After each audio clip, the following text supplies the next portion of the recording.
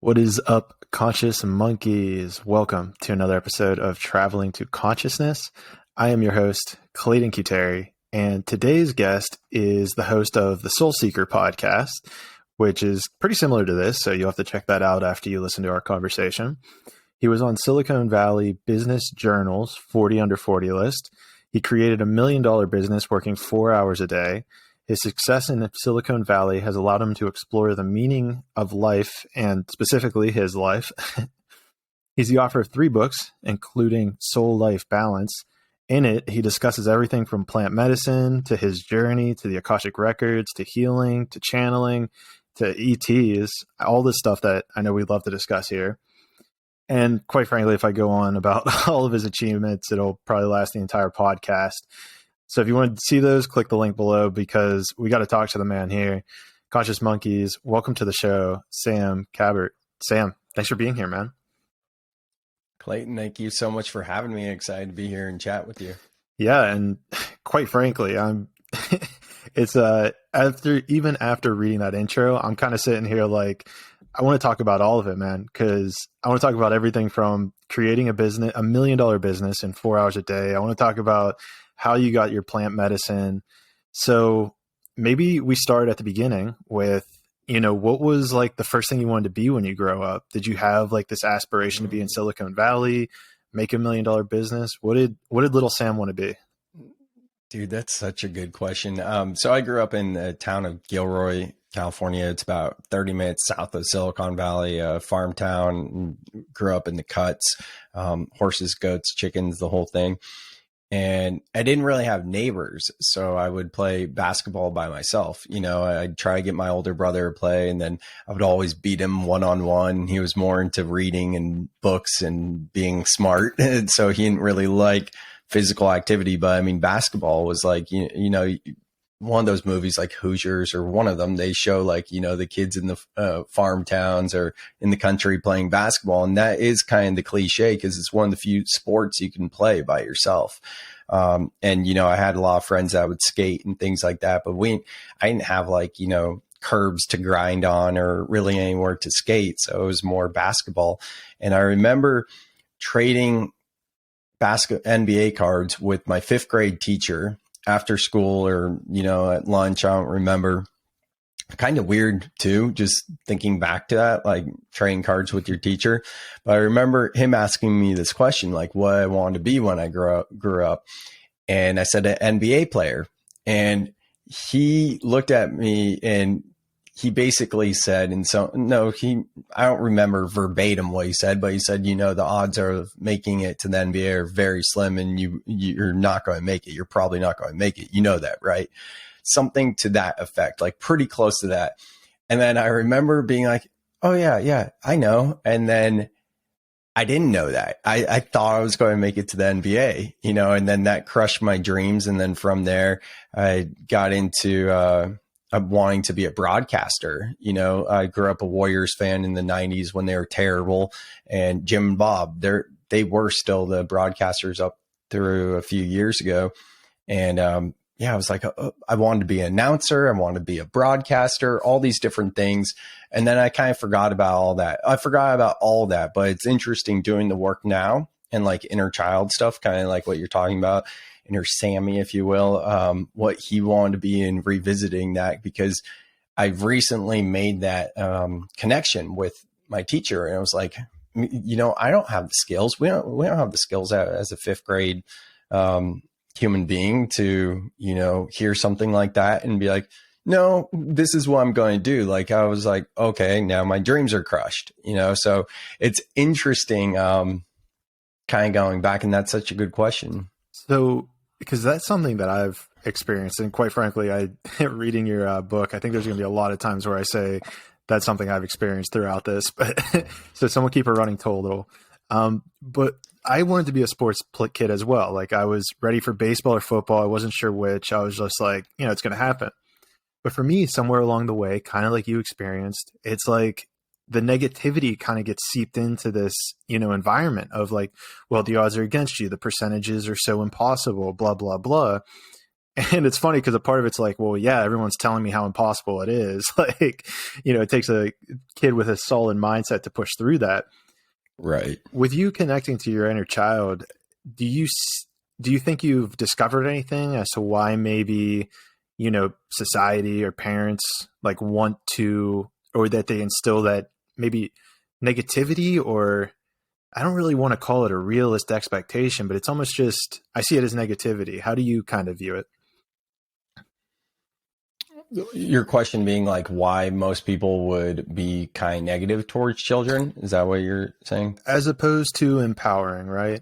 Because Yeah, I get what you're saying. And I don't have any kids now. I'm 33, about to be 34 and single, and I don't intend on having kids. Maybe it will happen. But that said, I've been around more in the past year or so my friends' kids. I spent a lot of time with my good friends. Shout out to Tony and Cass. They're two boys. They're 7 and 9. And then my good friend Jamie McFadden, her daughter, who's incredible, and she's I think 5, Sophia.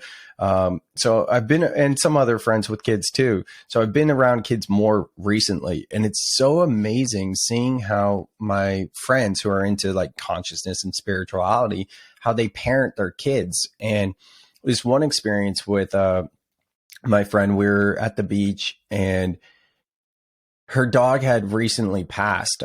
She has a 5-year-old daughter, and out of nowhere, her daughter just started like screaming, crying in front of a lot of people on the beach, and seeing my friend Jamie parent her was incredible because she really asked her daughter to lean into those emotions and like, what does it feel like and all this, and like encouraged her to let it out. Meanwhile, like we're 2 feet from people anywhere you look.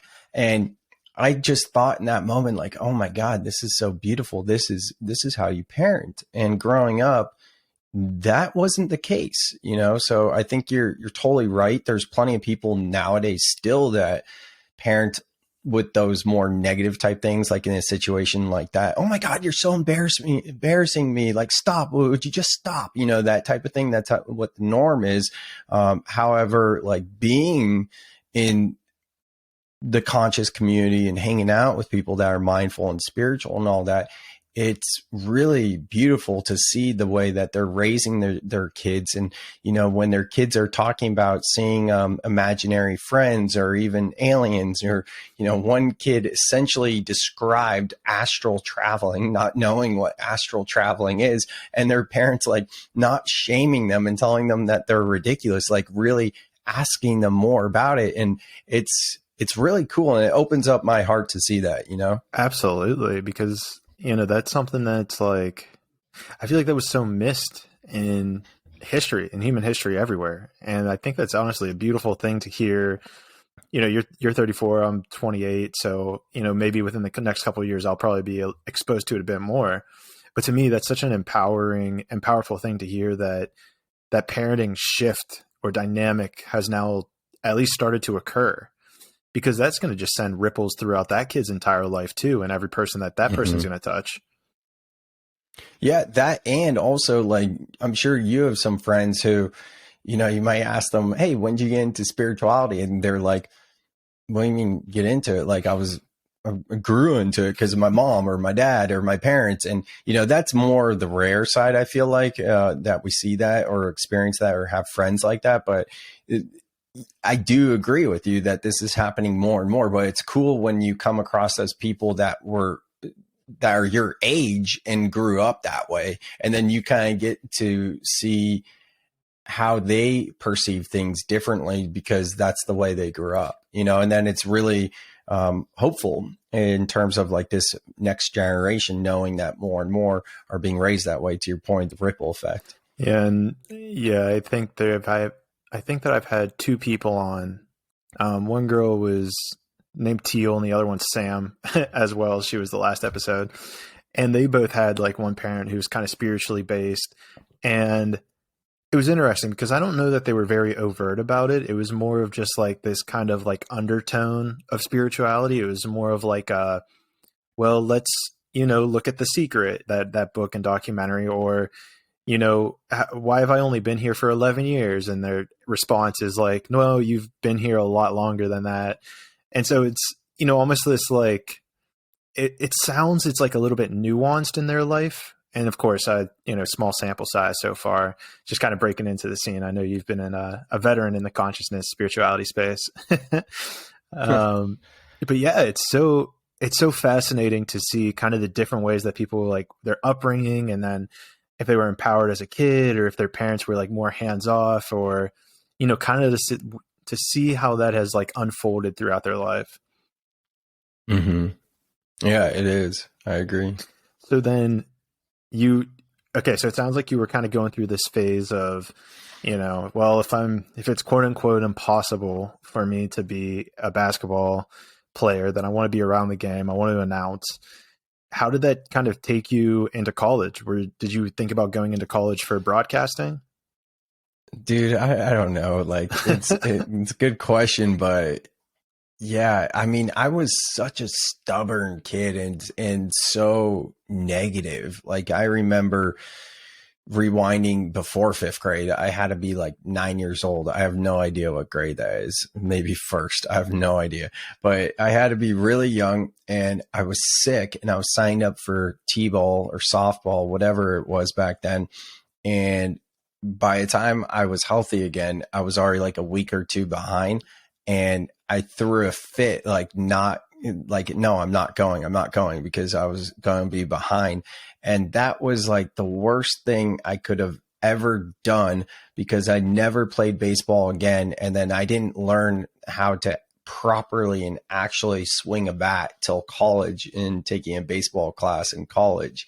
And even like football too. I always wanted to play football, and I got started. I never, I played at recess and things like that, but I've been so trained to like keep my elbow in for basketball that like even now I still can't throw a football. I throw a football like a girl, that's what toxic masculinity would say. Not that, because it's not like throwing like a girl. That's just the saying, what I'm saying? Yeah. So anyways, this is so roundabout, but like, I think growing up, because I was so stubborn and, negative, and I would throw a temper tantrum saying, I'm not from this planet, you're not my real parents, and all this type of stuff. It all kind of makes sense now, because, my parents, I love them. They're amazing people, and they are and were great parents. And just at the time of growing up, and what they had been around, it wasn't a thing to, really ask your kid like, hey, what's going on? It's just like, oh, how do I deal with this? And that's no shame on them. And I don't remember the experiences well enough to even say that how they handled it. It's just like, hearing stories from them, because I don't remember a lot of my childhood. So I say all that to say that it took me a long time to bring positivity in my life. And in high school, I probably got into smoking weed like around 7th grade. And then, I think by freshman year of high school, I didn't even try out for the basketball team. And I knew I would be second string if I tried out anyways. And I got into metal and, all the things. And then by my junior year, I remember going from like more dark and goth type look to like shaving my head and more like badass type look, and being like, I'm going to join the army because I know I'm fucked up and I want to get straightened out. And that didn't happen for several reasons. I ended up going to college at Chico State in Northern California, party school. And I joined a fraternity, Sigma Chi, and through joining the fraternity, living above the most popular bar in town, repping multiple companies like Monster Energy Drinks, a spring break company, anti-hangover drink company, startup, things like that, top frat, all the things. It really gave me that structure and accountability and discipline that I wanted to go to the army for. Very different way to go about it. Very different way, because it's party school. So Right. whole like opposite, but at the same time, like the fraternity gave me so much structure. And, I was even impressed with what happened. But between like college and that time when my teacher told me that I wouldn't be able to make it to the NBA, I had thoughts about being an announcer, and I would pretend to be the announcer at home, or I'd scream along at games with the announcer and, try different voices when you're introducing players or whatever. And then the play-by-play stuff too. But somewhere along the lines, I forgot about that, probably around junior high or high school, and was no longer like anything. And I think that's why I brought up the negativity and all that, because, I was not ambitious. I remember being in high school, being like, all right, well, worst case scenario, my brother's smart. I can crash on his couch. If I become a fuck up, whatever, I'll just sleep on his couch. Like, that was my ambition at the time. And then through the fraternity, and my major was recreation at a party school. So, I mean, it's not like I went to school for something, let's be real. I have a BS in rec at a party school. But,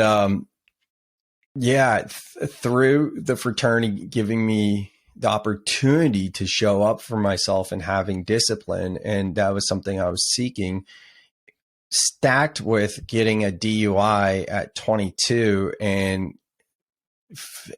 seeing other people that I knew, acquaintances, be like, welcome to the club, and me being like, heartbroken and like feeling like I was a failure because I had a DUI, and, just really ashamed of myself and not wanting to be part of their club.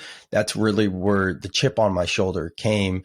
And I started my first business within a year of getting my DUI. And that business, fast forward 11 years later, is still my number one business. It's rebranded into Swagworks now.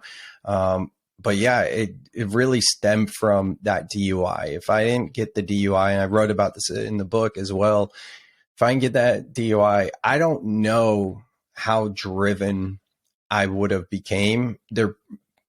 Obviously I believe in spirituality and everything. And I question like how much of it is free will and how much of things are actually,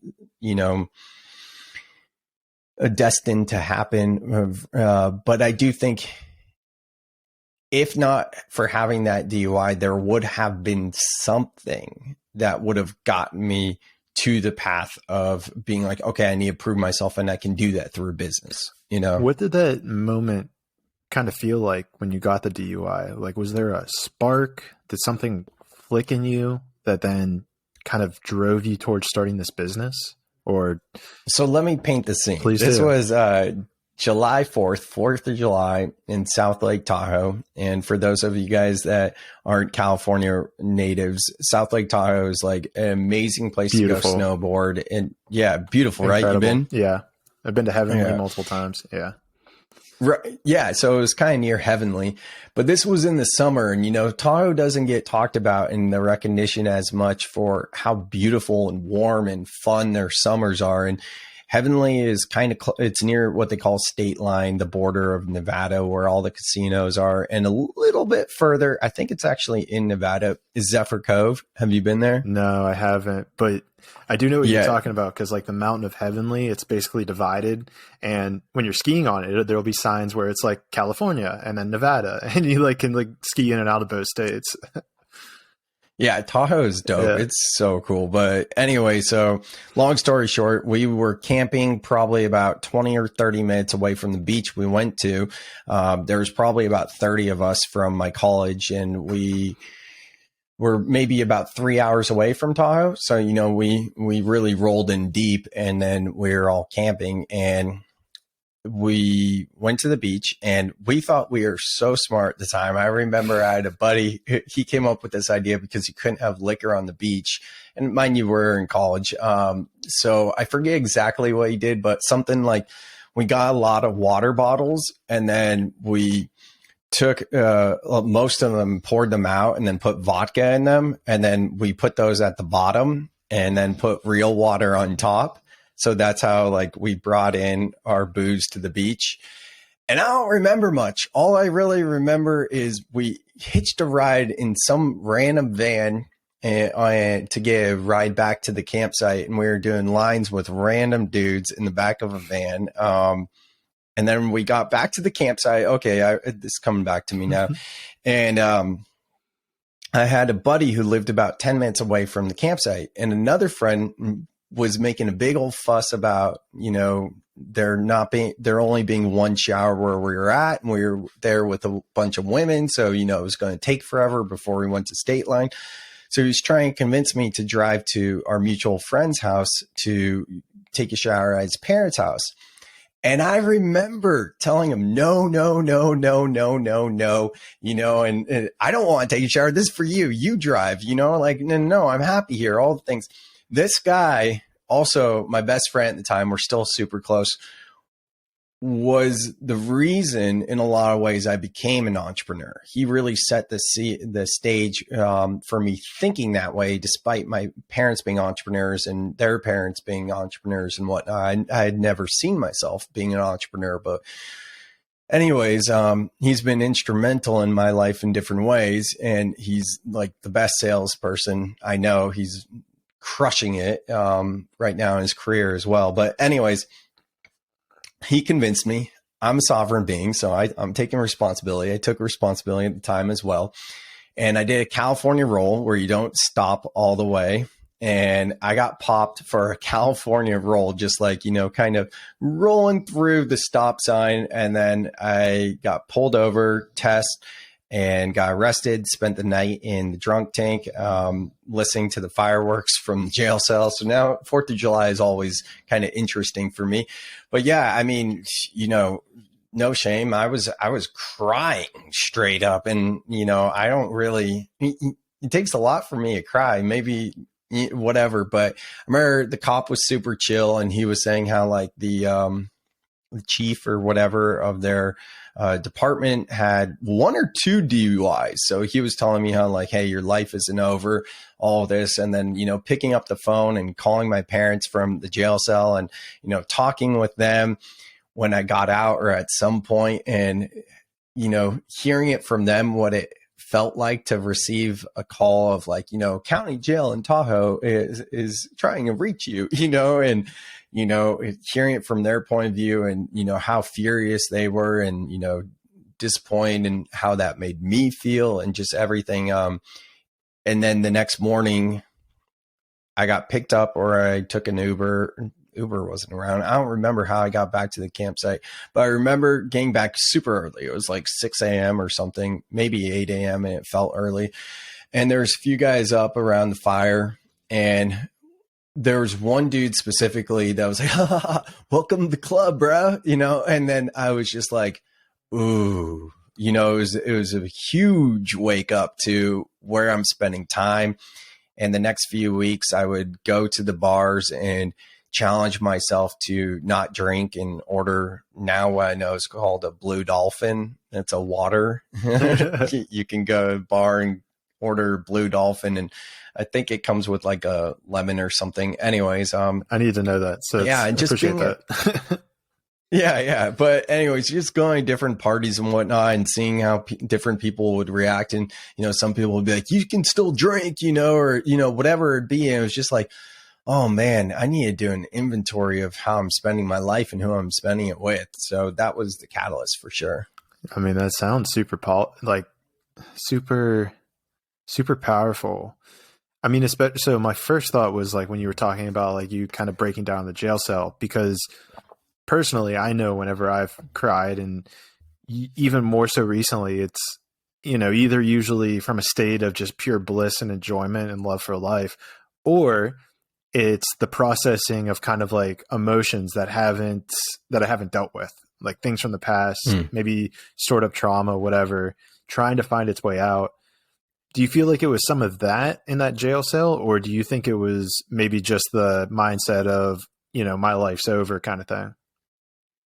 No, I think it was just like my life's over, like on there, and just, I was still messed up on drugs and alcohol, and I don't really remember it too well now, but I remember the feeling of my life's over and I'm a fuck up, I'm a screw up, and, all of that.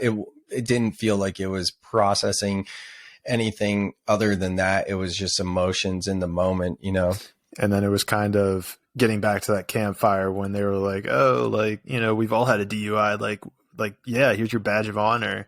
That's where you kind of like felt that almost sobering moment of like, shit, Yeah.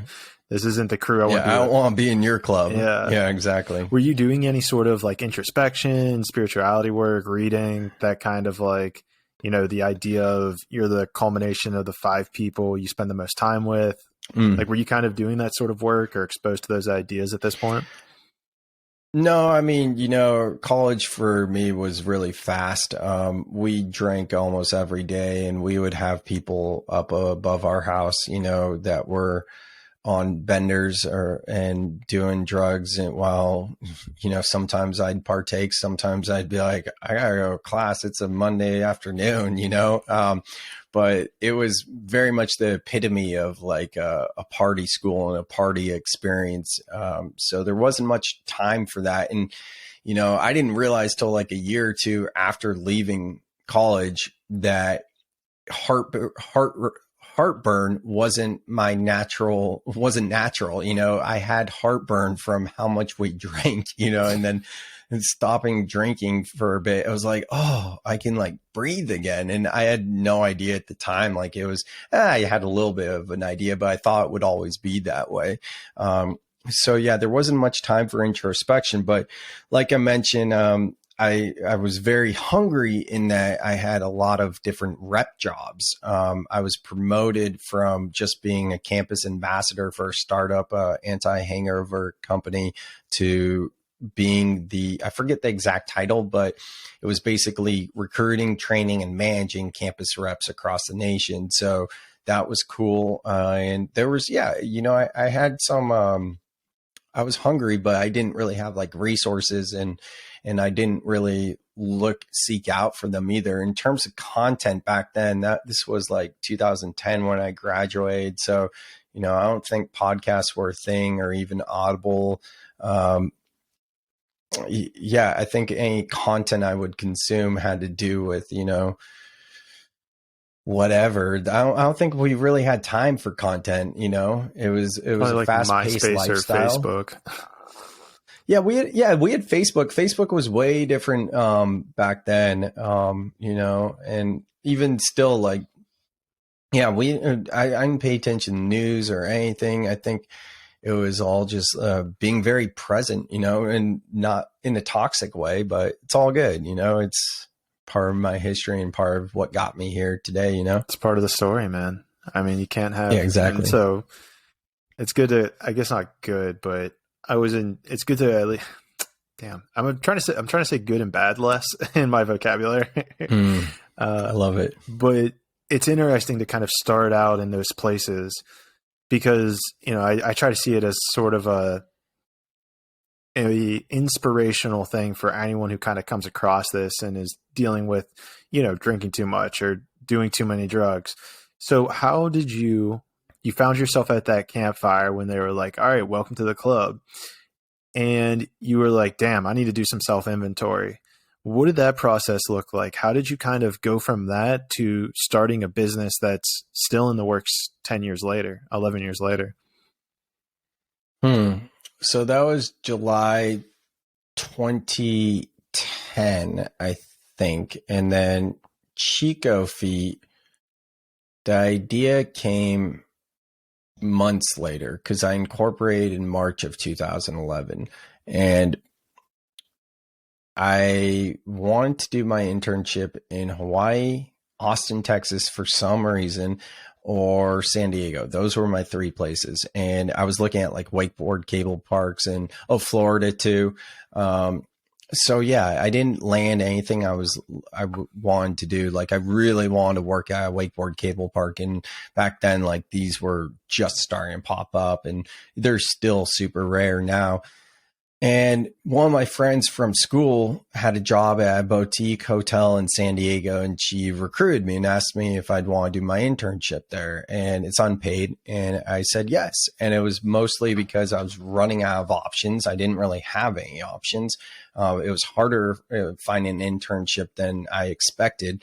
And I was like, it's in San Diego. So I called up my mom one day. I said, hey, I got an internship. I'm going to San Diego, blah, blah, blah, whatever. And then she and my dad own an office supply company. And part of what they do, like 5% of what they do, if that, is selling promotional products, branded merchandise, because it's a similar buyer as the people that purchase office supplies. So she goes, oh, we have these amazing sandals that leave an impression in the sand of, any company logo. They can be totally customized, any color, and you just walk in the sand and it leaves an impression in the sand of the company logo. You should totally go around and sell them in San Diego. And I go, Mom, I'm going down there for an internship. Like, I do not want to sell for you guys. They were always trying to get me to sell office supplies. I never wanted to do it. And then in that moment, I was like, Chico feet sandals. I go, And my buddy Kevin, same dude that, talked me into driving, getting the DUI. He was in my house at the time. I go, hold on, Mom. I go, hey, Kevin, what do you think of Chico feet sandals? They leave an impression in sand the words Chico feet. And this dude, like even still to this day, does not make eye contact. He is like on his phone playing Bejeweled or whatever game, and he looked up from his phone and he was like, oh yeah, I like it. I go, Mom, I got to call you back. So I started talking with him about my idea a little bit more. And the whole idea was to, in the town of Chico, where I went to school, everyone calls the bottom of their feet Chico feet because they're dirty and, from partying, and it's hot, summery town, slip and slides, all the things floating on the river. So everyone's got dirty feet. So they call them Chico feet. So the idea was to take a common expression and attach it to a tangible product so that when I would call, say businesses and be like, hey, this is Sam with Chico feet, I would meet them with the emotional level of the child. And that's great in sales. And they would be like, oh, what's that? Versus, hey, the Sam would value business products. So the idea was never really to sell sandals. It was just to use the sandals to build brand awareness to then sell swag, promotional products, brand merchandise to companies. So it kind of just came about organically. My dad gave me the book Think and Grow Rich by Napoleon Hill. I drove about 11 hours from Northern California to Southern California to move to San Diego. And I listened to the book on CD back then in my 2004 Runner. Loved that car. Yeah, right. CD. And I remember Napoleon Hill saying that, an idea that is meant for you feels like it comes from the sixth sense. And I got chills and it was like, oh, that is this one. And I had no idea like the term manifesting at the time, but for anyone that has read the book Think and Grow Rich by Napoleon Hill, written in 1937, or you can just imagine was it from that the title, long ago? Think and Grow Rich. Was it that long ago? That long ago, 1937. That's wild. Because there's some profound stuff in there. That's what I'm getting at. The whole book is about manifestation, Yeah, without saying it, like it's a spiritual book. Yes, it's a business book, but I always tell people, especially now, like being into spirituality, because so many people are like discouraged or, not interested in the conversation about money. It's like, no, it's rich as in chocolate. Don't think of it as rich as in money, like thinking grow a meaningful life, replace it for whatever. Anyway. Right. So I was down in San Diego. What's that? Right. I was just saying, right. Like and the thing about rich and money in our society is that it feels like there's a lot of stigma that gets attached to it of negativity with, money's the root of all evil kind of comments, which I mean, it can be used for evil, but it's one of those things that you're, taking a very small subsection of what it actually represents and trying to categorize it to fit your narrative in a way. Totally. And a good, fun conversation is speech being the root of all evil. That's going really back to ego. Telekinesis. I would say more ego is the root of all evil. And it's not ego. I mean, that again, I'm probably doing the same thing. I think there's healthy ego, but that certainly carries out more evil than I would say money does, because money empowers people too. Yeah. Money is a funny thing. It's definitely got a lot of different ways you could go about that conversation. Well, I'd love to hear just because this was something I was on the hotel Where was I? I was at a hotel, and money's like something I'm trying to redefine my relationship with right now. It's one of those things I'm trying to, rework in my mind, because I for sure had a scarcity mentality around it, and I'm getting away from that. But so when I was in Cairo, we were on the rooftop of a hotel at a pool, and we started talking to this guy from Britain, and he had houses in Spain, in Australia, in Britain, and I think one other country. And I'm like, damn, like, this dude's doing well. And so, I kind of asked him, I was like, I know this is going to sound weird, because he was like 70 years old. He said he retired like 30 years ago. I think it's going to sound weird, but like, what's your relationship like with money? And he was kind of like taken aback by it. Like, he didn't really know how to answer, because it's not something that I don't think a lot of people think of consciously. But without giving you his answer, I'd be interested to hear what your answer would be to a question like that, with how you view money in a sense. Like, what's my relationship to money? Yeah. Because I've started seeing kind of things as, we have relationship to food, we have relationship to money, we have relationship to significant others, our parents, da, da, da, da, da.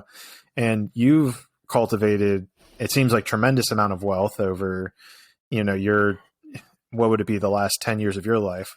So how would you say, if I had to define my relationship with money, how would you put that into words?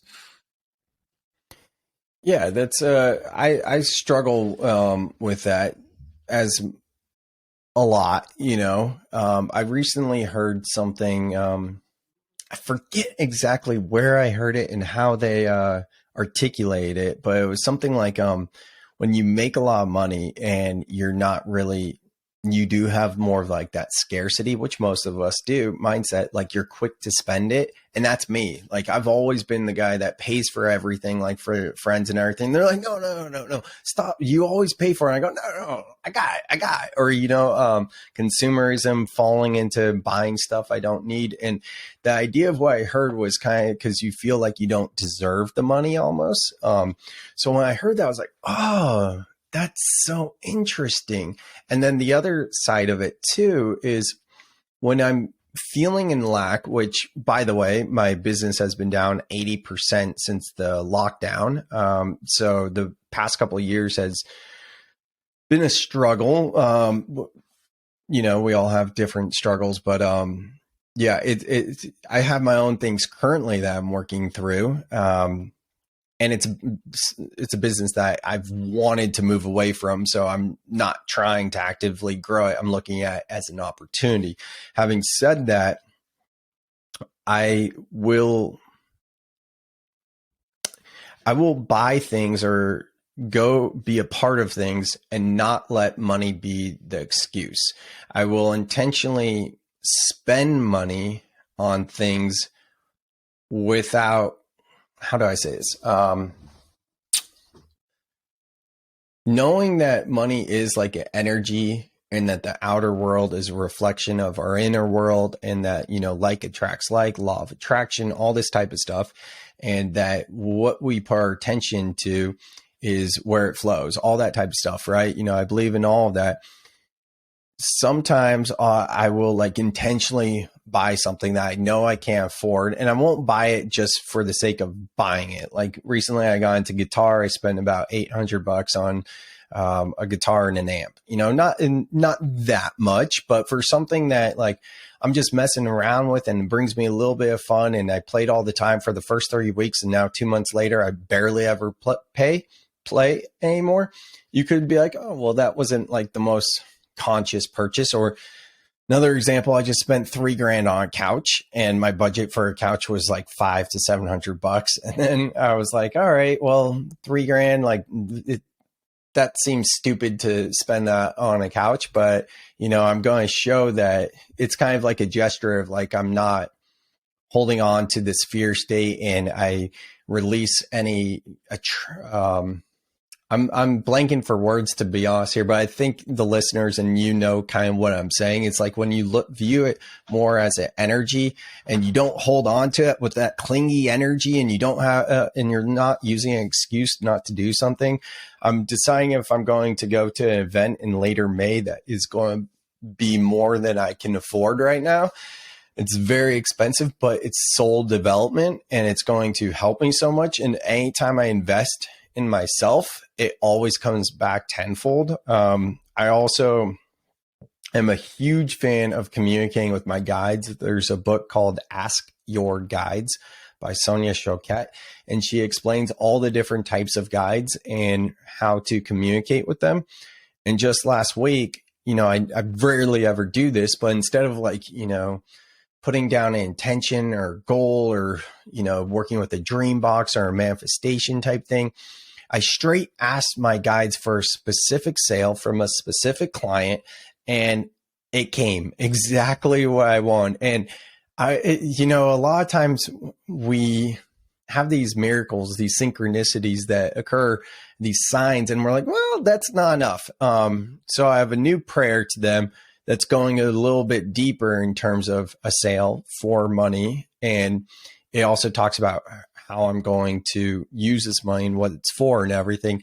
And that it's also part of me really believing in the magic, if you can make this work. So we'll see how that goes. I'm also releasing attachment to that, but that's one thing that I got from Napoleon Hill. I wrote a book in 2018 called The Written Goal, the mindset behind reading your goals, the mindset behind writing down your goals and reading them daily, something like that. And I came up with this process after reading Think and Grow Rich, that every November I would set my goals and I'd create a goal poster and a goal statement and all this type of stuff. I didn't know anything about vision boards or manifestations or affirmations at the time. And I would print out this big goal poster, and at the bottom, it would say, in return for this money, I will X, Y, Z, and then I'd write it down. And I think that's so important, what Napoleon Hill wrote about, and talking about in return, like the sacrifice. What are you going to do with it? And part of what I'm talking about now when I say the prayer to my guides is that this is to help me have my cup be full and not come with any scarcity mindset, no stress, anxiety, because I am being of service. I am doing 2 men's circles a month, and I teach yoga for free. This is free. I do it to be of service. And now as I get into keynote speaking, talking about soul life balance, I want to be able to put all my attention into this new business of keynote speaking so that I can help people find more soul life balance and raise the collective consciousness of humanity and really attack mental health awareness straight on. So it is to be of service. And the money part of it isn't so I can go spend $3,000 on a couch that I don't need, and there's whole question of needs and wants here. It's about the comfortability. Not only does that couch create a more harmonious living situation in my house, and when I do pick up my guitar, things like that, right? Like it's going to help me to fill up my own cup, to feel happy, to feel joyous, so that I can be of service. So that's kind of like my very long-winded summary of how I look at money. Hope that answers the question. Yeah, and I find it interesting too, because a string of thought that I heard in there that I've been trying to view is like the idea of, I don't want to say spending money just to spend it, but spending it with the intention that you realize the abundance of it. So therefore you're not going to hold on to it. And it's interesting to me because I see it in the lens of almost attachment in a sense where, for example, there was a statue that I saw in where was it? In Egypt. And I was looking for a red granite Anubis kind of Anubis sitting down in a seated position, which was like the position that kings were displayed kind of on the entrances to their tombs. So I was like, damn, if we can find an Anubis in red granite sitting like this, I'm down, I'll buy it. And what happened is they were looking, I was looking all over Egypt for this, and it doesn't exist. I can't find it anywhere. But what they ended up finding was this incredible statue. It was probably 2 feet tall, but absolutely beautiful. It had like gold inlet around the eyes. It had kind of like a ruby outlet. They had hieroglyphs kind of carved into the side of it. And even one of the hieroglyphs talked about how, like, it was talking about how Anubis was giving his power to Ramses II, and the king Ramses II was like, for some reason, he was calling to me that entire trip as well. And he comes down to the price of it. He's like, I don't know why the guy got this statue. The price is insane, blah, blah, blah. I was like, all right, well, tell me what the price is. He's like $40,000. I kind of laughed. I was like, dude, I can't fucking afford that. You know, first of all, they think everyone from America is rich, like rich, like fucking Bezos status for some reason. 40 grand, get out of here. Right. And well, haggling is a huge part of that like culture. So, you know, what I kind of found out later is that if I would have said, so let me just tell it in stride. So I'm sitting there looking at it, I'm like, this thing's fucking beautiful. Like, it's resonating with my soul. I'm like, dude, this thing like has me, right? And I'm sure he saw that too. And I'm kind of looking at it. I'm like, dude, I can't afford this. Like, I'm talking to my travel guide, the tour guide, because he speaks obviously Arabic. He knows the people. And I'm like, man, like the most I could probably do is like 800, maybe 900, right? Dollars. And I'm like, I don't even want to tell him that because I'd be rude. And so he's like, well, just tell him and see what happens. So I tell him 800 and he kind of scoffs it off, walks away. And then he says something to the tour guide in Arabic and walks past. And the tour guide said, like, you know, if you had 10K or like 11K, I could get it for you for that price. And the thing is I would have. What does that mean? $10,000. If you had a $10,000, he could get it for you for $1,000? No. He could get you for 10K or 11K. Oh, did I say that wrong? Okay, got it. If I would have said like in that $1,000 range, he would have been able to get it for like 10 to 11. And I kind of sat there and like tried to like lower my emotional state and like kind of connect with, you know, higher power, higher soul. And a part of me was telling me kind of what you were saying, where it's like, you know, kind of just spend it as this like almost donation per se to the universe to say, hey, I understand that money's abundant. I'm looking at the statue that's resonating with my soul, you know, and it would be sitting right here in front of me right now, resonating with my soul had I purchased it. But then there was another kind of side of me that came in, and it was the side of, well, you said that if you found him sitting, then you would have bought it. And I was like, you know, so it became this level of like discipline versus listening to maybe my higher self, I would say. And I'm still kind of trying to process it or trying to think about it, because to me, it's like, well, you know, had I bought it, maybe it would have empowered me to do something to make back that 10K or make back that 12K in order to kind of pay for it. Does that kind of make sense of what I'm saying? Yeah, I totally get what you're saying. And, you know, I'd invite the listeners and yourself too. It's just kind of like, for me, what comes up is it's all relative, because that $10,000 to you might be $500 or $1,000 to me or someone else. Right. And for me, like, I think my limit based off the way you're telling the story would be maybe $2,000 tops, you know, probably closer to $1,000.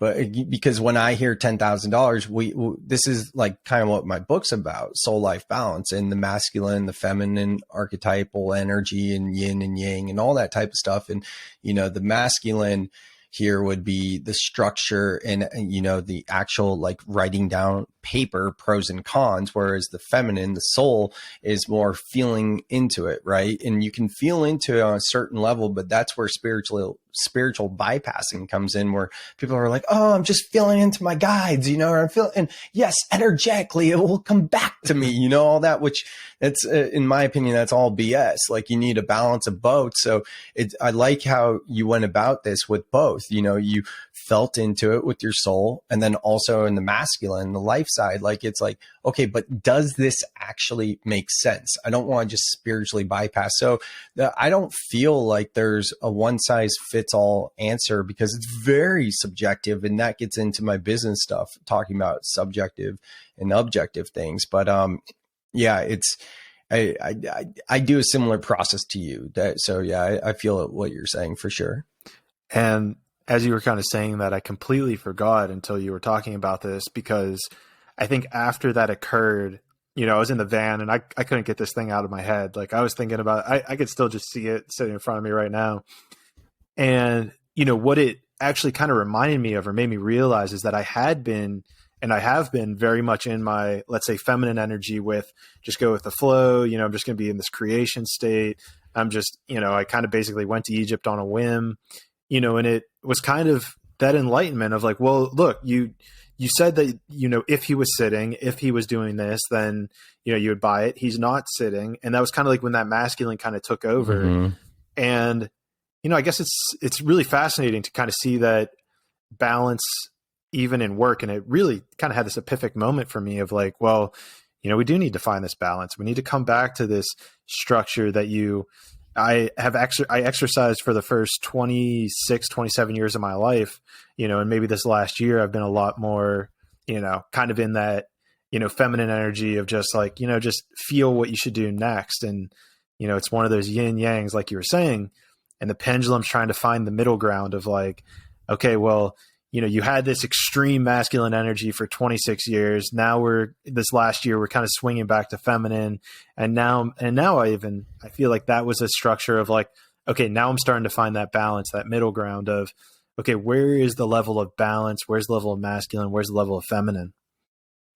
Mm-hmm. And one thing I'll add too that came up for me is like in yoga, one of the yamas and niyamas teaches us about non-attachment and non-possessiveness, right? So if I were to be looking at this statue and be like, oh, this is going to make me feel good. This is going to be a representation of money. This is going to be a memory of Egypt, or put so much into it to justify it. Then to that point, like, it's like almost catching my thought pattern there and be like, no. And like my examples of the $3,000 couch and the guitar, like, I mean, the examples like that, I feel good about. Like, it's not like I'm putting everything into it because it's totally affordable. Are they kind of more in the range of questionable, debatable versus needs and wants, and, really worth me doing that? Sure, maybe a little bit. But for me, where my finances are, if I were to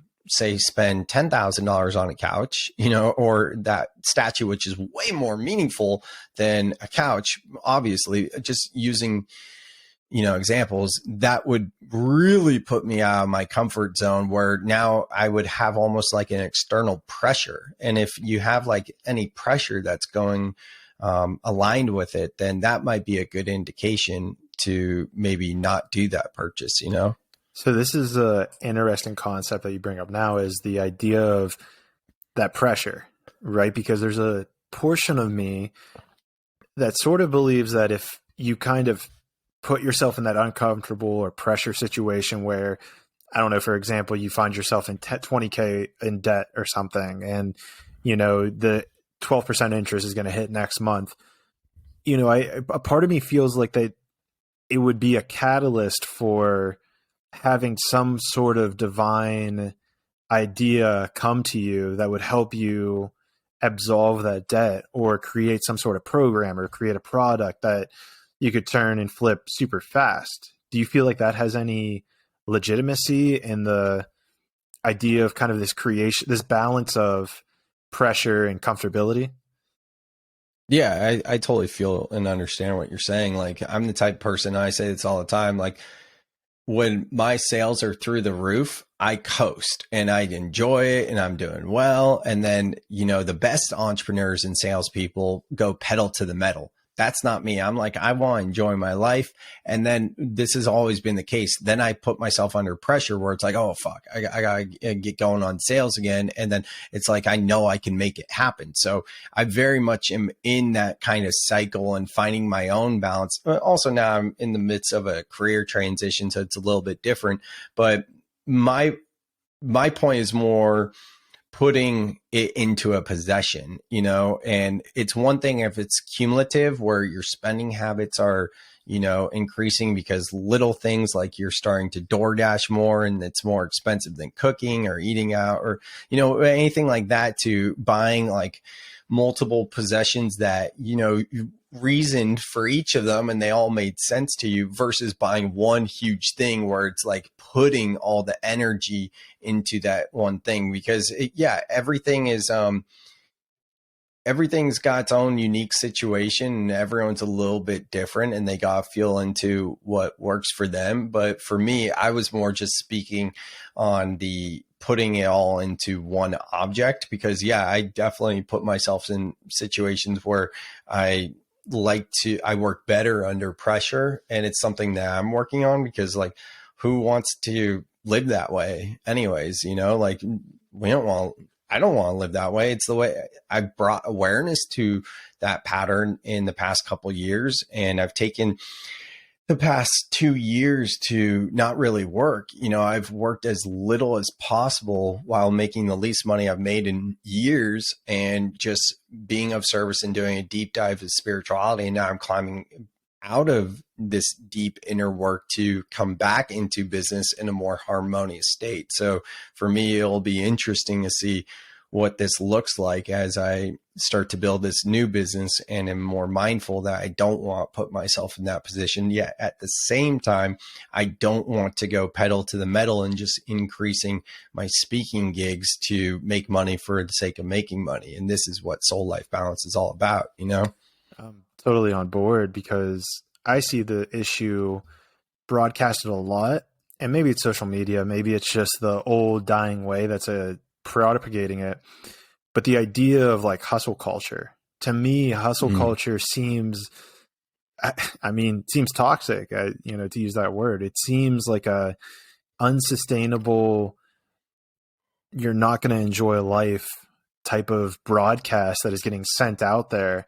It's this idea of, if you work hard, you'll be rewarded. Like, you should be working hard. You should be, only getting 6 hours of sleep. And maybe it's not that, but, you should be working, 60 hours a week or 70 hours a week. And it's like, it comes back to your whole soul life balance thing, where to me, life should be almost more of a play. And this was something that my psilocybin shaman kind of talked about all the time, where, things should just be light. Like, everything should just be fun. You should just enjoy everything you're doing. It should almost be childish in every element of your life. If you're recording a podcast, if you're building a business, if you're, trying to romanticize a woman, like, all of it should just be in the spirit of play, in a sense. Yeah, I agree. I think hustle culture is very toxic, and Gary Vee is kind of, in my reality, is at the forefront of that. And there's a lot of things that Gary Vee does that represents as good, and he's doing good in the world. Yeah. At the same time, I feel like he brings a lot of toxicity in, and others as well, and I don't believe in hustle culture. And I think that's a huge part of the problem. And similar to you journeying with psilocybin, my first big psilocybin ceremony for healing really showed me how, like, we don't need to work and we don't need all these industries. And so really, I used to be very much into hustle culture. I was before, but now, like, that is repugnant. Never used that word before, Yeah. It's interesting you bring up Gary Vee, because I find him to be so fascinating for two reasons. Number one, what you're laying out, like, I agree that he's like short term. He's like, I'm going to do as much as I can every single day and grind.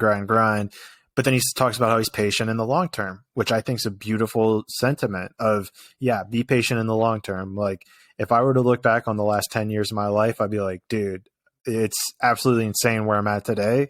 And to think that I'm at this exponential growth point, and the next 10 years, I'm like, I couldn't be more excited for it with regards to being patient.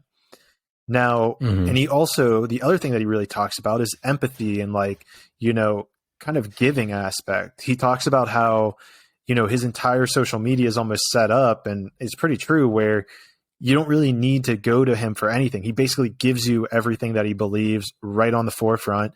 Really, he makes his money, I guess, off of just either what he's building or kind of like on the back end stuff, where I see like a lot of I don't really like the word influencers, where a lot of coaches, content creators. Yeah. Everyone's an influencer, first of all. Oh, I like that. That's why I try not to use that word, because I feel like it's It's like, dude, you're taking away from the individual. But regardless, that's a whole nother conversation. We're content creators. They're kind of, and I've started doing this myself, where you kind of set up a coaching program for people, and I guess it's helpful in a sense, or, you set up a digital course that can be helpful. But at the same point, I just want to be in the situation where I'm just kind of just like, hey, just take this. Like, I know this is going to help you, but then you have that little itch of fear of not making money on it, not having the money. And maybe I just need to give away the digital course and just stay with the coaching, because the coaching is the thing that actually takes up my time. I don't know. That's something maybe I'm still thinking of. Yeah, coaching is tough, man, to be honest. Like, I remember when I first got into coaching, there were a few times when I was just like washed over with gratitude, and like, that one slow tear coming down of just like open heart love and appreciation for like this new path that I'm on that aligns with my mission. And then as it progressed, not seeing results from the people I was coaching, because the majority of them aren't actually doing what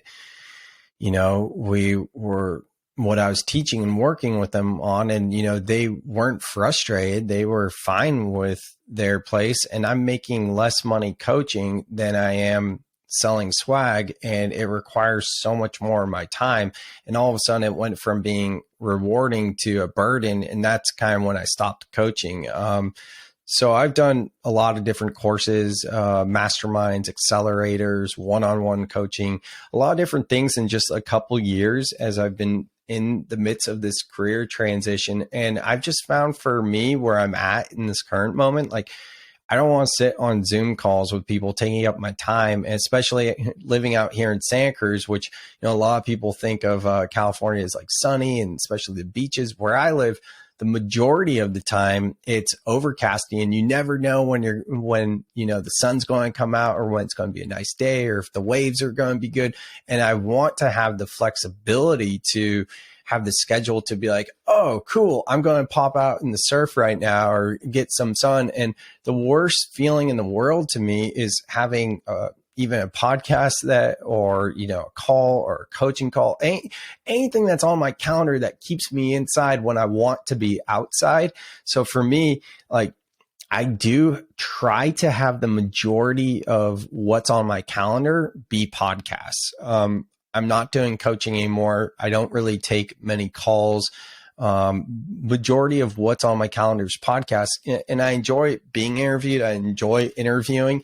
But yeah, coaching for where I'm at right now is just not something that, I'm feeling great about. And then I've had so many business coaches over the years, and my best business coach was my first one. And, he was great, and he was very old school. He's probably like in his 60s now, and he used to work at like HP, and he was an exec at some Silicon Valley companies. And he really helped me with my first business, my main business. But as I've hired coaches to help me with my coaching business, I just haven't found many good ones.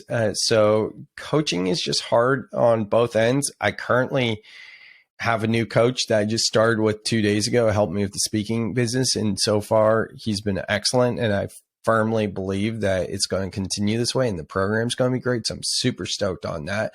But yeah, being a coach, hiring a coach, like, it's tough, man. I feel what you're talking about for sure. That's interesting to hear for a couple of reasons. Number one, because I know I don't want to get pigeonholed, but part of me maybe thinks that it's one of those things I need to experience.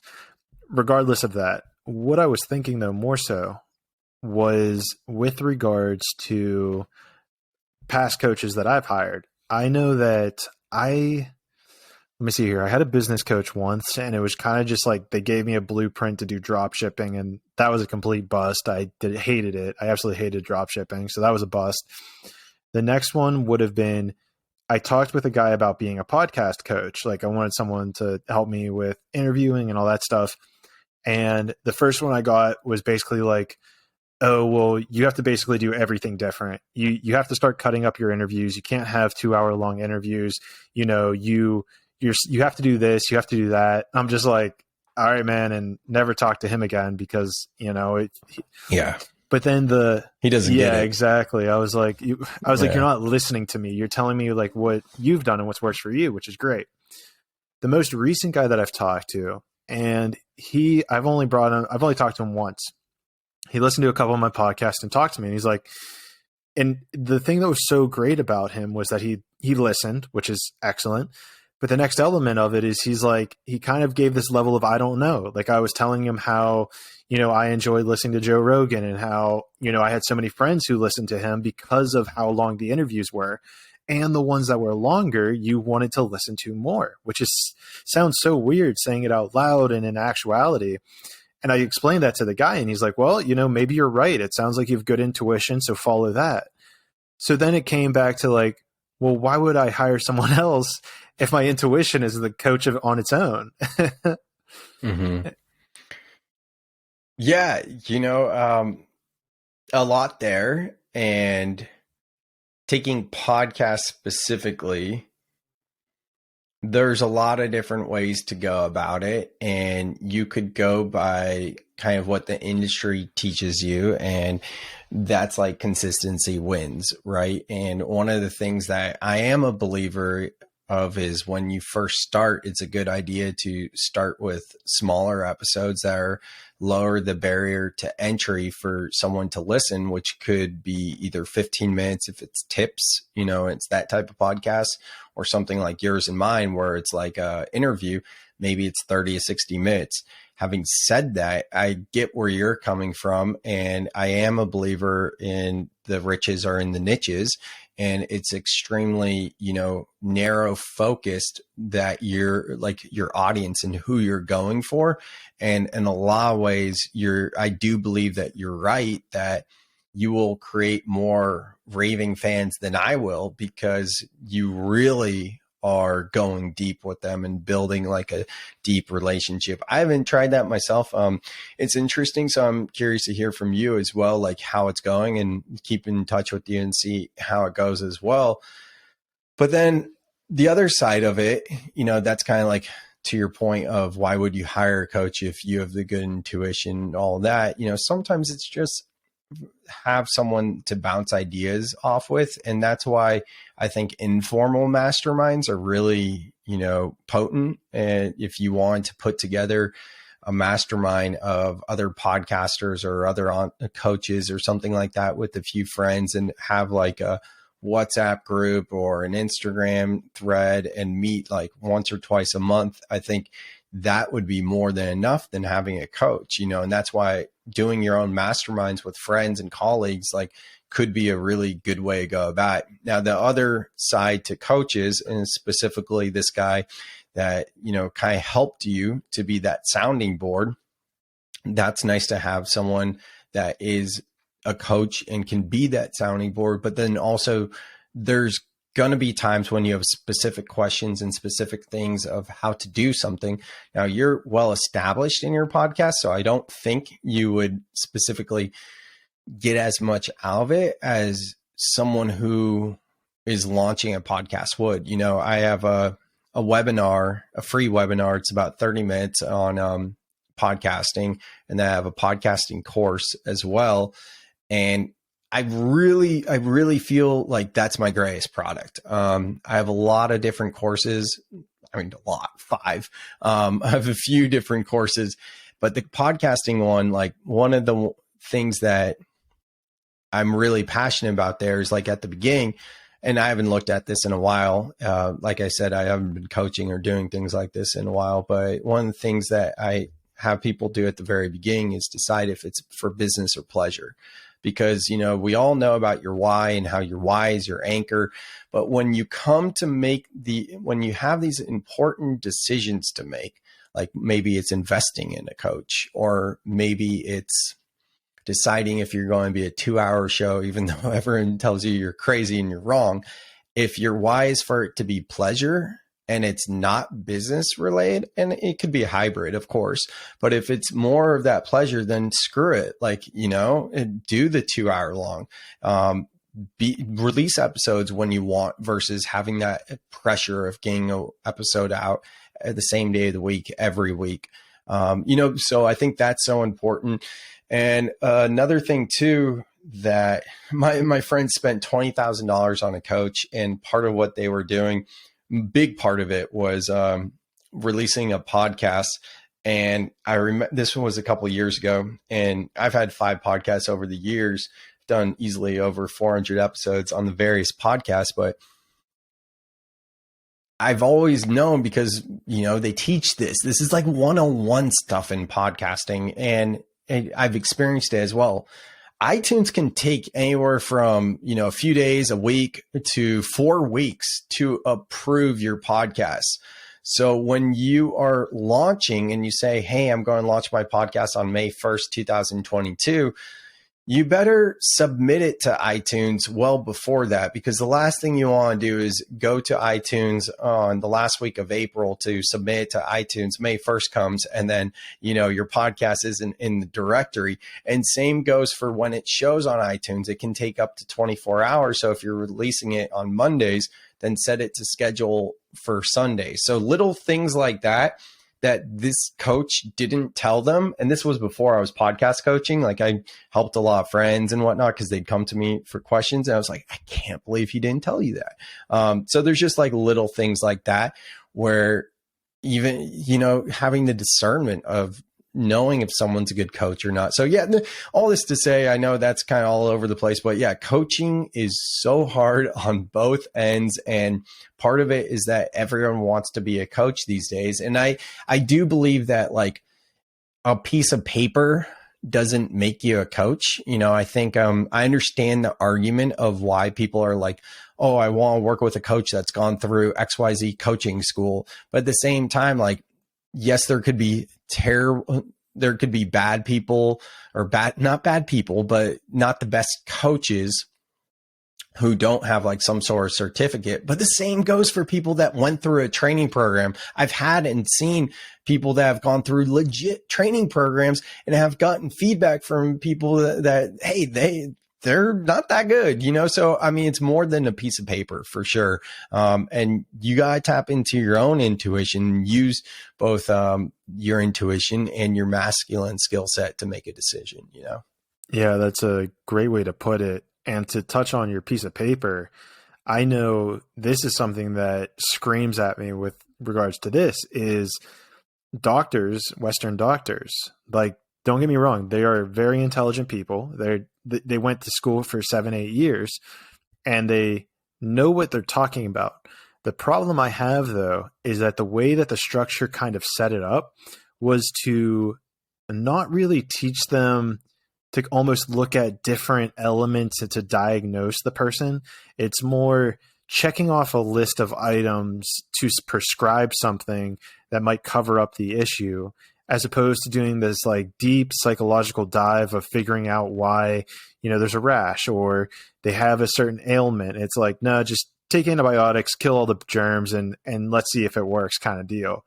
And so, to your point about the whole piece of paper thing, whether it's a good thing or bad thing, I don't know. But with regards to kind of the science industry, even, and coming back, I went to college. I was a computer engineer, got a bachelor's of science in computer engineering. So I'm all for science. Like, I totally get it. I see that there's value in it. But where I'm starting to view the world now is that so much of it is psychologically based. You create and, manifest, for the buzzword out there. You create things that are intangible by the scientific method that becomes a part of your reality.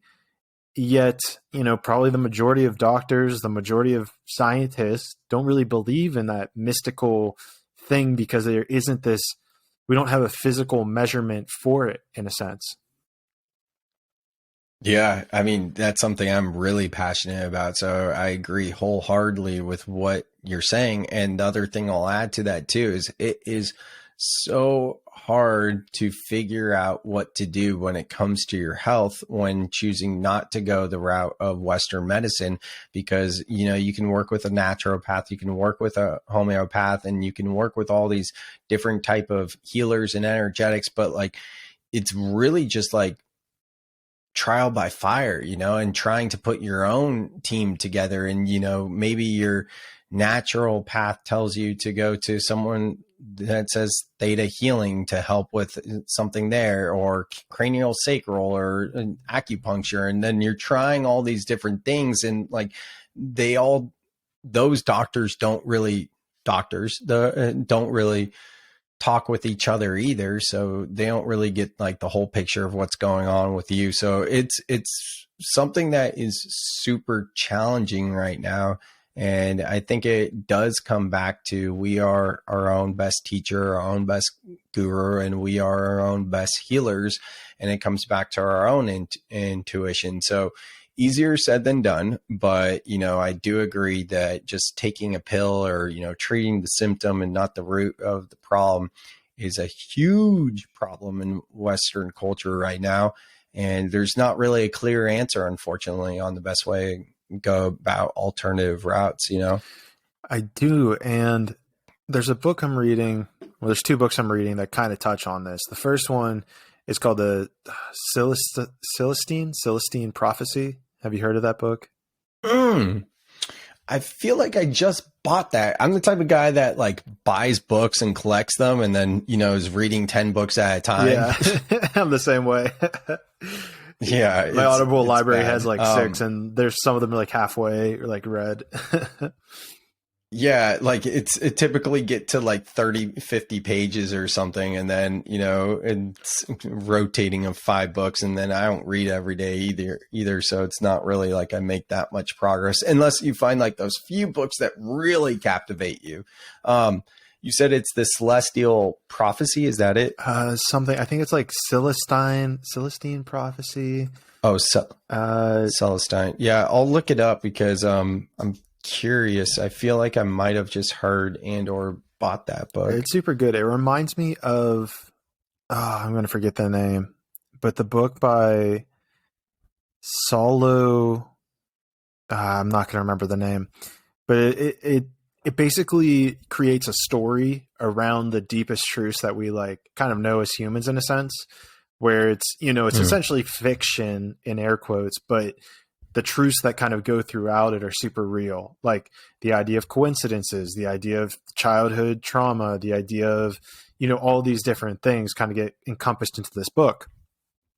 Well, in maybe like the 3rd or 4th chapter, and I bring it up because it talks about kind of human history, and it talks about it in a sense where what happened is, if you look at it from this, like, lens of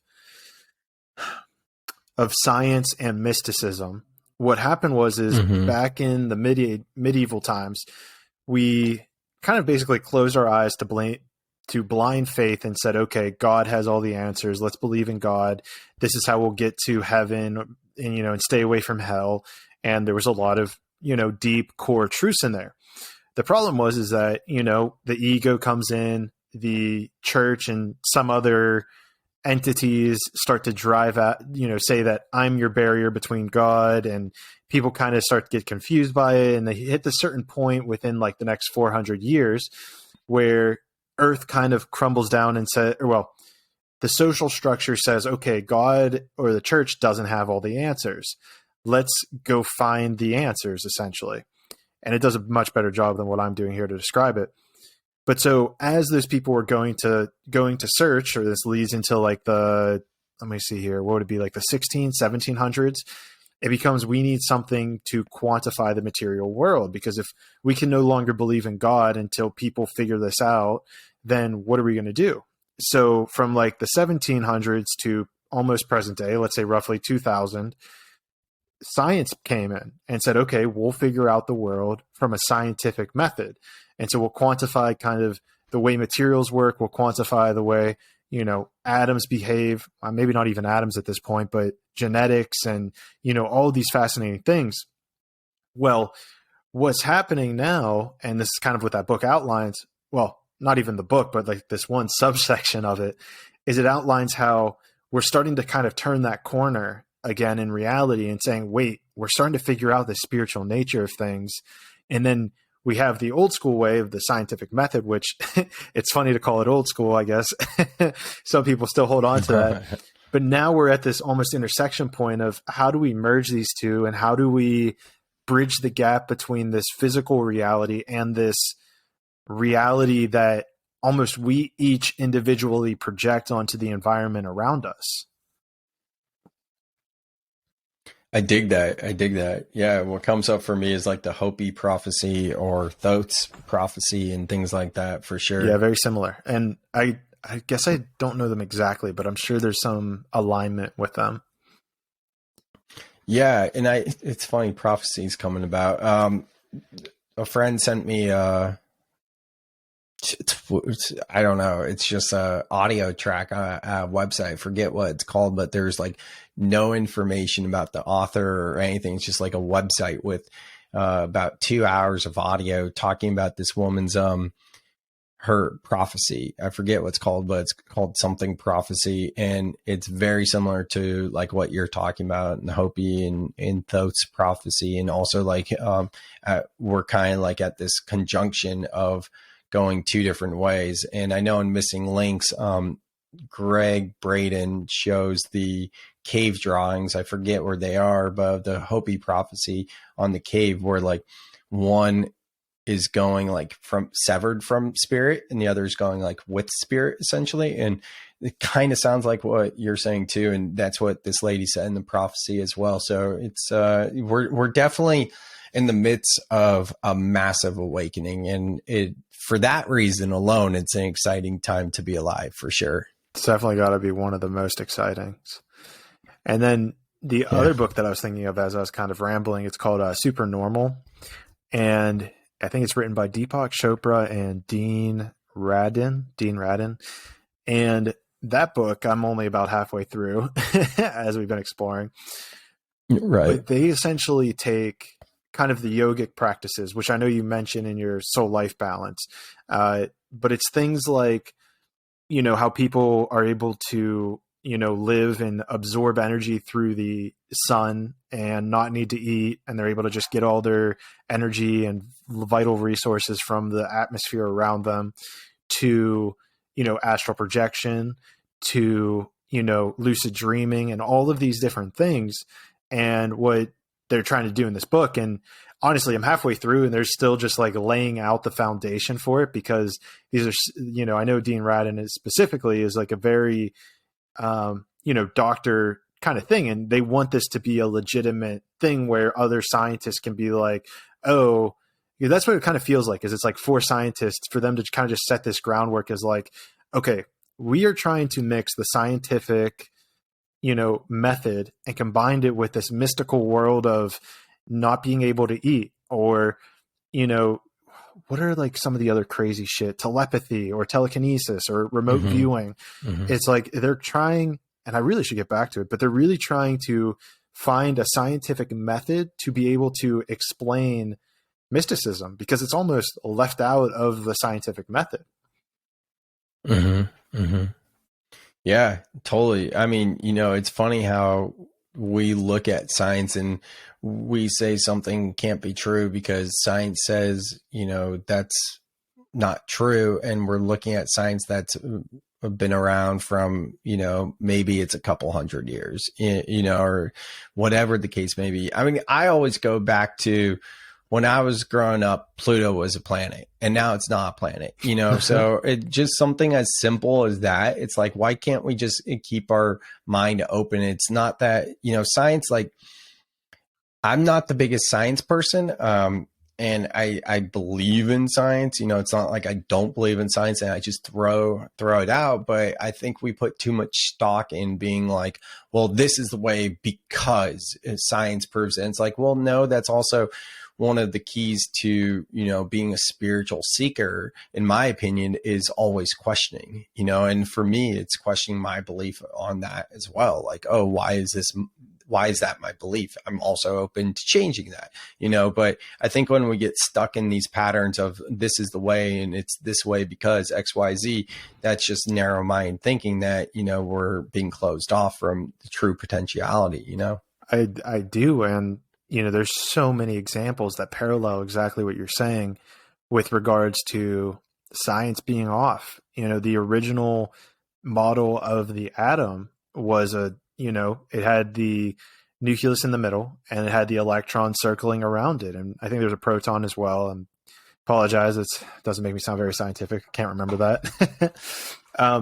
But now with quantum physics that they're starting to realize is that it's actually the nucleus in the middle and it's an electron cloud around it of probability. And so we don't really know where it is until somebody observes it.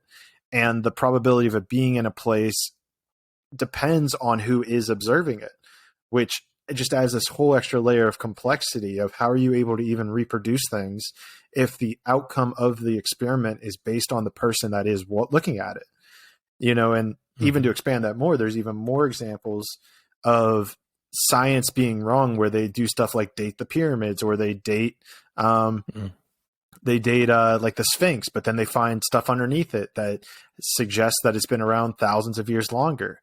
And what I always kind of go back to is, they're for all of time, majority of time, maybe not all of time, we believe that humans were at the center of the universe. And then, around the times of Socrates and Plato, they said, wait, no, the earth is going around the sun. And then people got killed for saying that. And then the next thing you know, they're like, oh shit, okay, maybe the sun's the center of the universe. And now it's like, well, no, we don't even know where the center of the universe is. It seems to be just this giant bubble, this endless, infinite bubble. And so to your point, it's like, science is almost at a level, just the best understanding that we have at this moment, but there's a level of needing to be open for it to change in the future. Mm-hmm. Yep. Agreed. Yeah, it's crazy stuff. But I guess that's not in your realm of scientific literature. You're more in the business aspect of it. Yeah. Even just hearing you talk about like protons, neutrons, atoms, and all that stuff, like I don't get it. I never have. And I think my brain just kind of shuts off on things that I don't get and just kind of gives up. And that's kind of the way I was growing up with science. My brain would just shut off. I'd be like, I'm not following. But yeah, so it's not really my thing for sure. Well, so then I guess what were your like favorite classes in high school when you're going through it? My motto was a lyric from a Leonard Skinner song. Never really cared for school. Always a golden rule. That was literally like my motto. I liked English. I liked writing. I think I won some like award, something, I got a Sammy Sosa Beanie Baby in 7th grade, for like winning that for writing the best essay for something. I don't remember, but I always liked writing. So liked that and didn't love it, but liked it. And I don't remember. I hated math, didn't like science, thought history was boring, which now I love history, right? And what else is there? That's kind of English, that was about it, right? Oh, PE. Yeah, I think I don't remember. PE was a good one. What the other subjects definitely counts. Yeah, for sure. Yeah. So then where along kind of this like awakening journey? So if like we're going back to your story with how you were talking about, sorry, give me a sec here. Let me recalculate. We had where you were at the campfire. It was like the welcome to the club DUI situation. And then you had the shoe situation where you, Chico feet. Yeah. Where at this point kind of are we? Like, were you still in this mindset of like, I need to build? Like, were you quote unquote toxic masculine with your discipline? Like how was that structure? Yeah, I mean, when I launched Chico Fee, it was in 2011. I lived in San Diego. Then I moved back to Northern California in Chico. I had a couple interns working for me, and I hadn't even walked the stage yet. I was about to walk the stage, and I had interns working for me. So that was a trip. And then I had some good opportunities in Chico, and then I eventually moved back home to Silicon Valley, and I started doing sales for my parents' business doing office supplies. And, I was terrible at it, yet clients were still buying swag. And then a few years after just like being terrible at office supply sales and hating it, I went full swag and I started my own thing. And then, around that time, probably like, it's probably like 25 or something, maybe a little bit younger. I was on the board of a couple nonprofits, went through a few leadership programs. I started to listen to podcasts and, I love this Jim Rohn saying, you're the average of the 5 people you hang out with most. And, it was probably around that time, because you referenced that earlier, that I started to get into personal development.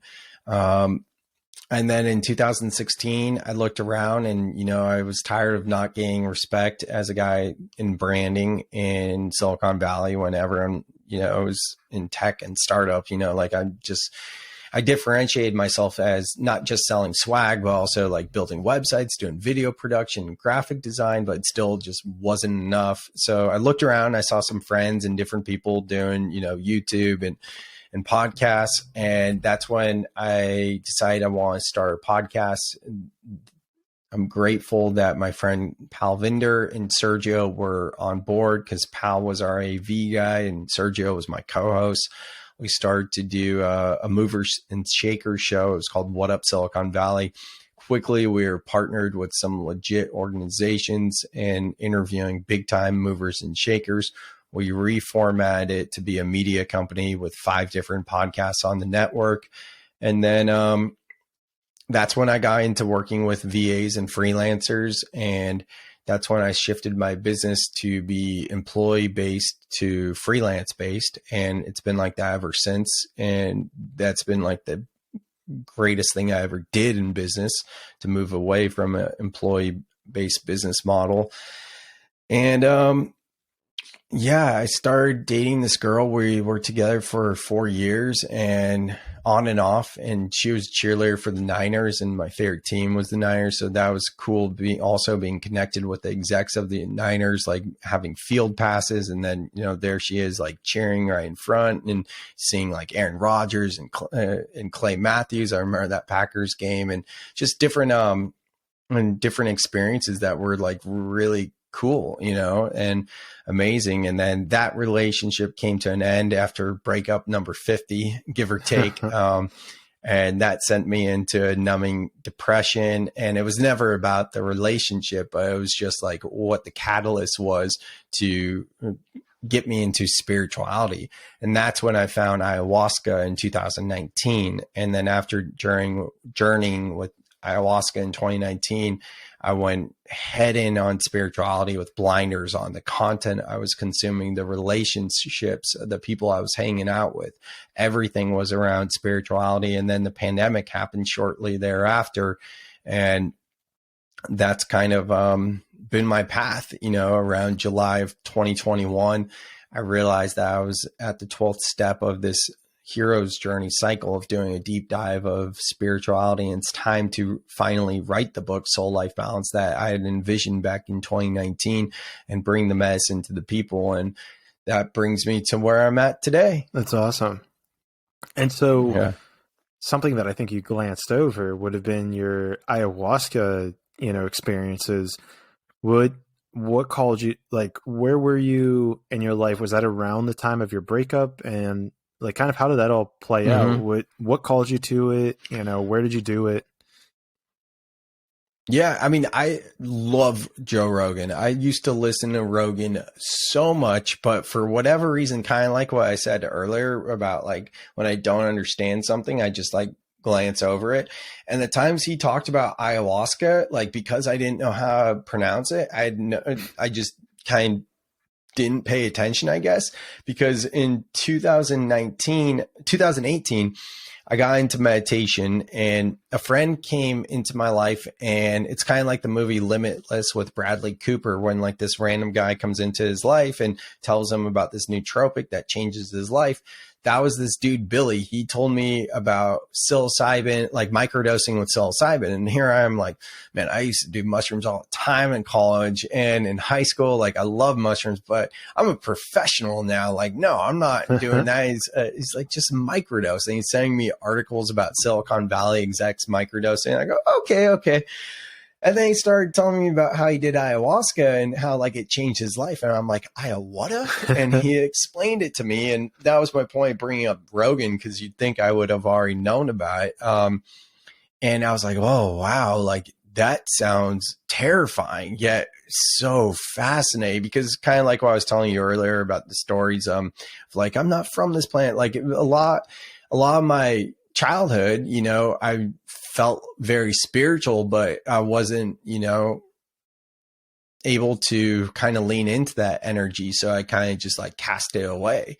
So, you know, hearing about ayahuasca, there's just this like deep inner knowing of, oh, I'm going to do that one day. But that sounds terrifying. It's good I have that in my back pocket, but yeah, I'm not going to do that. Like I thought about it, but I was like, no, life is good. I'm not going to do that. And then, yeah, I didn't know about intuition or whispers or synchronicities back then. And I think it was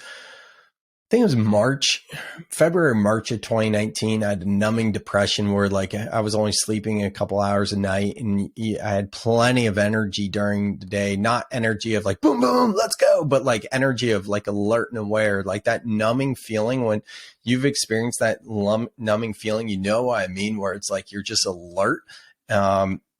Even without sleep, it was weird. But then somehow I found myself at a cacao ceremony, not knowing what that was, and just being like, whatever, sure, I'll try this. And it was the first time ever being in a ceremony atmosphere, doing breath work, or, you know, just all the things spiritual. Like it was kind of a lot to take in. And the girl I went with, she talked to the facilitator afterwards, and she goes, hey, I'm going to do ayahuasca in a couple weeks. And she started talking with her about ayahuasca, and we're driving home, and I go, you're going to do ayahuasca in a couple weeks and you weren't going to tell me? So, you know, I followed her journey, and it was like absolutely transformative for her. And this other dude that had told me about it, like he was the only person that I had known that did ayahuasca, and I didn't even know him well. Like I knew this girl really well. She was a good friend.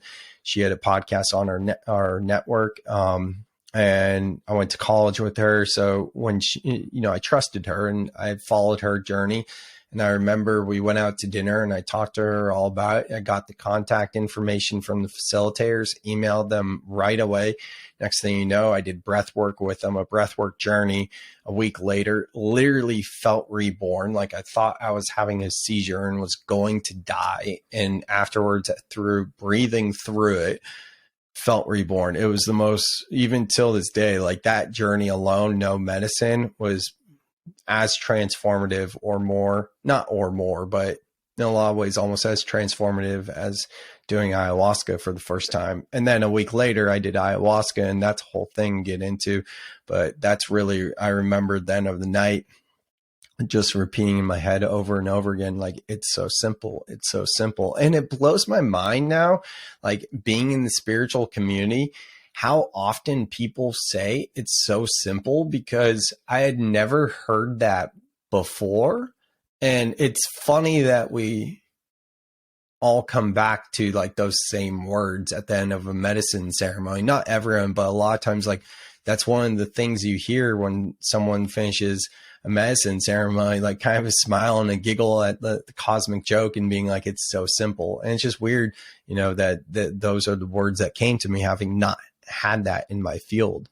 But yeah, that's like a brief overview. Well, I don't think I've ever heard it's so simple. Is that just like with regards to life or the human experience? Or taking, sure. Yeah, you're like, sure, all of it. Yeah, exactly. All of it, you know, and that's what I'm saying. Like, I don't think it's a common expression of being like, oh, the human experience and this, like the universe. Oh, it's so simple. But like when you get to the end of a medicine journey where like you get there, you know, there's a lot of different things that people might say.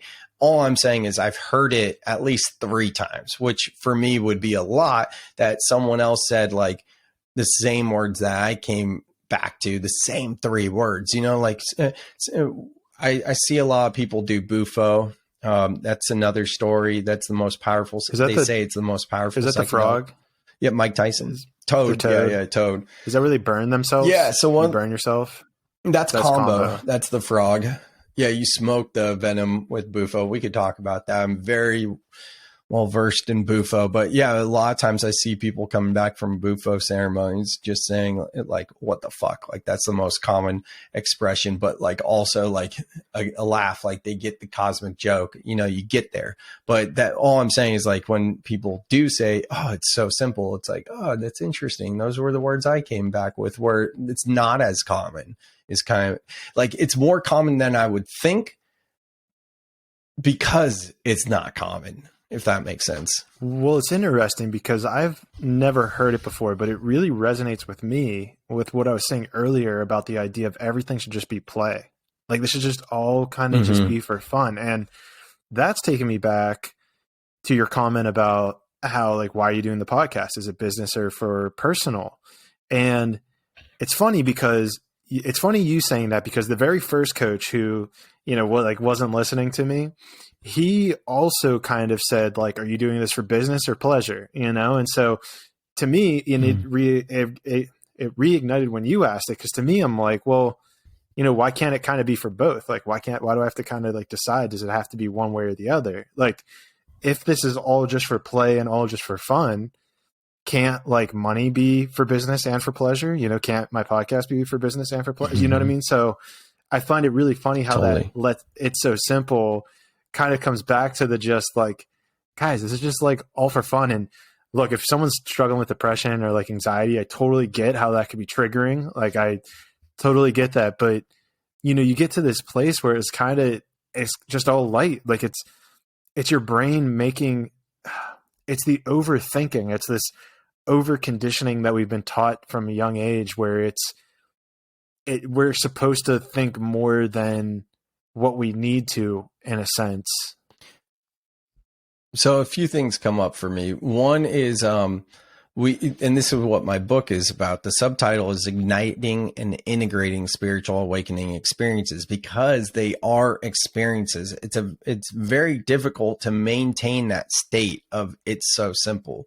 You come back into this 3D experience and you have the conditioning and the programming and external pressures and, you know, things that are keeping us in a limited state that's designed for us to be in a state of victim mentality and victimhood, right? And that's where soul life balance comes into play. And you're totally right. Like with a podcast, yeah, why can't it be both? Like everything comes back to play. And this is my take is a little bit different because it's like almost slightly spiritually bypassing, because we are here to be a human and play the game. And the way I show up for something that is for pleasure versus business is different. And even though I'm trying to bring more soul into my business and whatnot, I think the biggest differentiator for me is like when I do a Soul Seeker podcast, even sometimes in the intro, I'll be like, you know, I do this strictly out of being of service of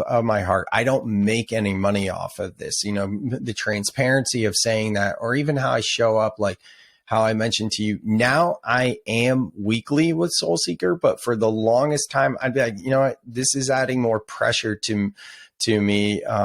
I don't like having to be weekly. I go, why am I doing this? Because to your point, I was like, this should all be about play. And it is a little bit hybrid. Like, I mean, for the most part, it's pleasure. It's not really a lead funnel or anything like that. It helps build my brand. So you could say in a little way it's business, but where am I going with this? Anyways,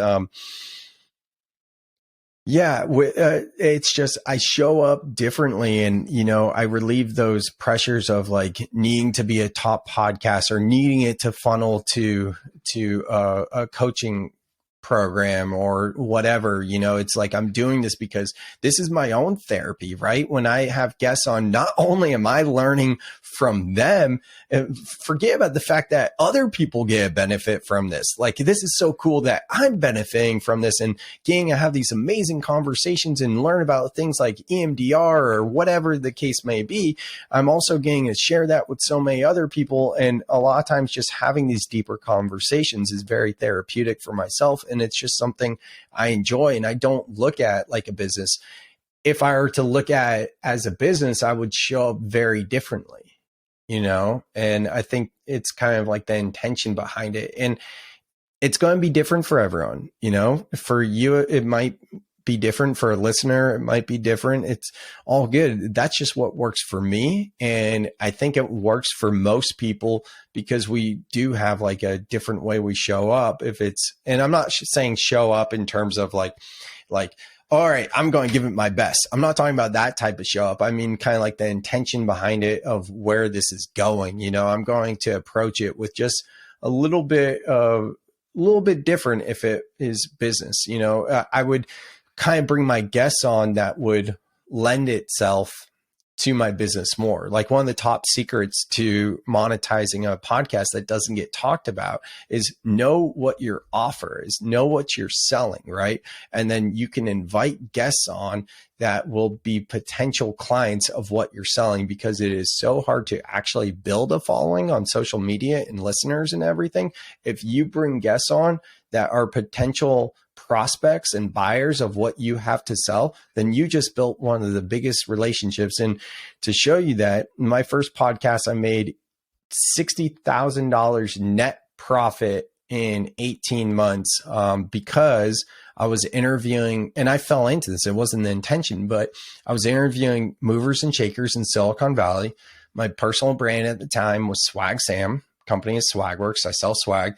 Bring a bunch of swag, give it to the client, and not the client, the person I was interviewing in, who became the client, because they'd be like, thank you so much. And then my co-host would be like, yeah, he's Swag Sam. He does swag for a living. And then they'd be like, oh, why don't we buy our swag from you? And I go, I don't know. Why don't you? And they go, I'll connect you with the buyer. And I go, okay, cool. And then I get an email introduction. Next thing you know, I'm closing deals. So for me, like, that became, this is revenue generating, and I'm going to show up differently. You know what I mean? Yeah. And there's a lot of things here to break down. The first thing that's sticking out to me, is it's kind of the irony, because what's happened with me has kind of been the opposite, where I've brought on a hypnotherapist and then purchased a hypnotherapist session from that person. I brought on an Akashic Records reader, and I purchased like a package from her to learn how to read the Akashic Records. So I find it kind of funny, because to me, I feel like it's a 180. I've done that too. Yeah. I mean, I had someone on my podcast last Friday who, as soon as we were done, and not in a slimy or salesy way, like it was totally good, but he invited me to some coaching thing that he's got going on, thousands of dollars and whatever. And, it made sense based off of like what I'm doing. It wasn't slimy or sleazy, but like we do run into that where the guests start to sell the host for sure. It's so funny. So that's funny. They weren't selling me at all. I was just like, damn, like this is resonating with me. Like I need to do this kind of thing. So I find that fascinating. Totally. But then even if I really want to dive into this, because this is something that I'm dealing with, where I have a digital course and I am offering a coaching program.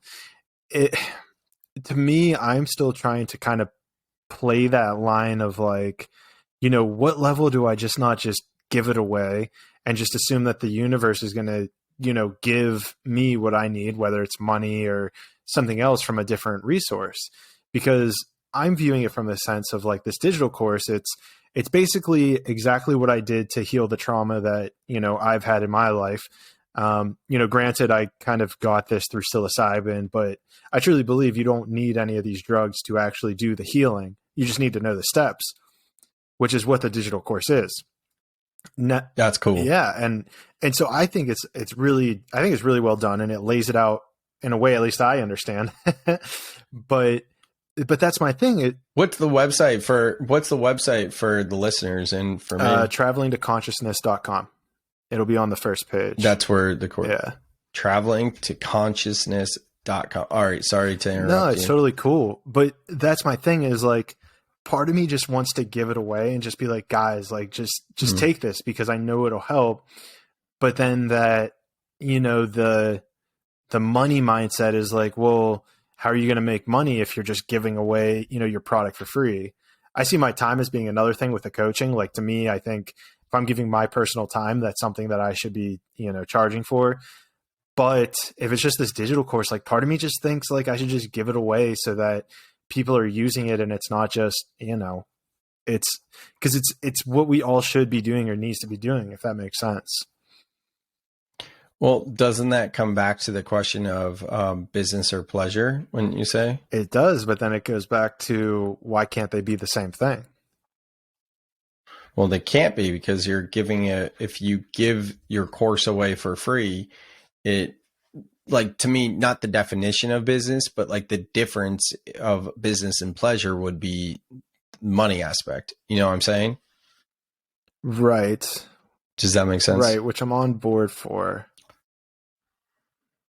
So let me think about this. No, this is fun, bro. This is fun. So like, your podcast is giving things away for free, right? And the reason why you would want to give the course away for free, what is that reason? So that more people would have access to so more people would have access. See, I don't know that that's entirely true.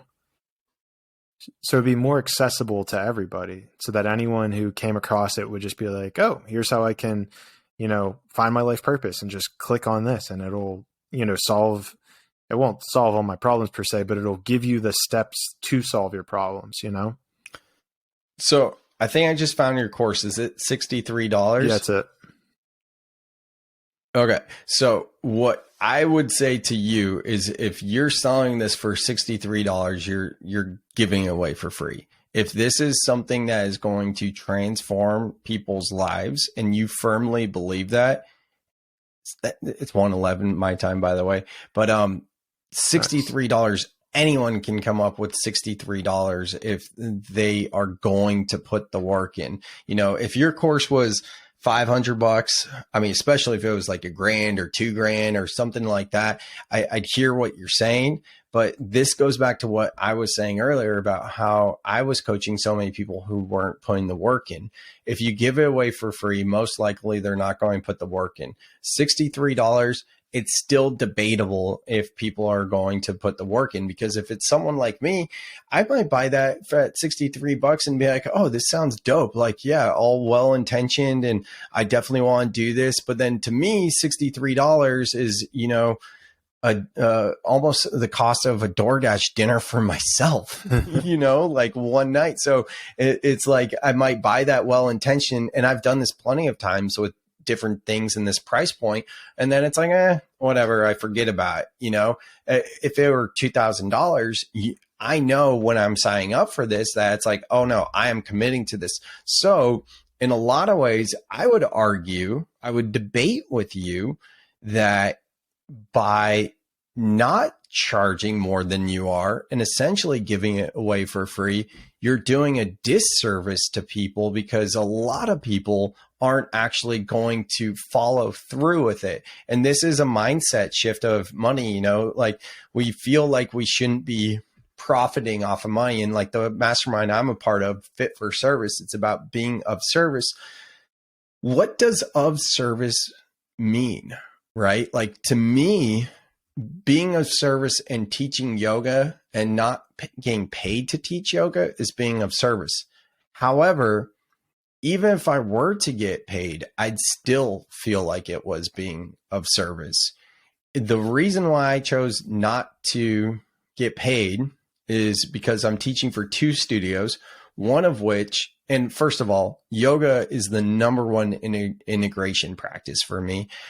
When the lockdowns came, the studio owner started doing outdoor yoga so that we could still do yoga.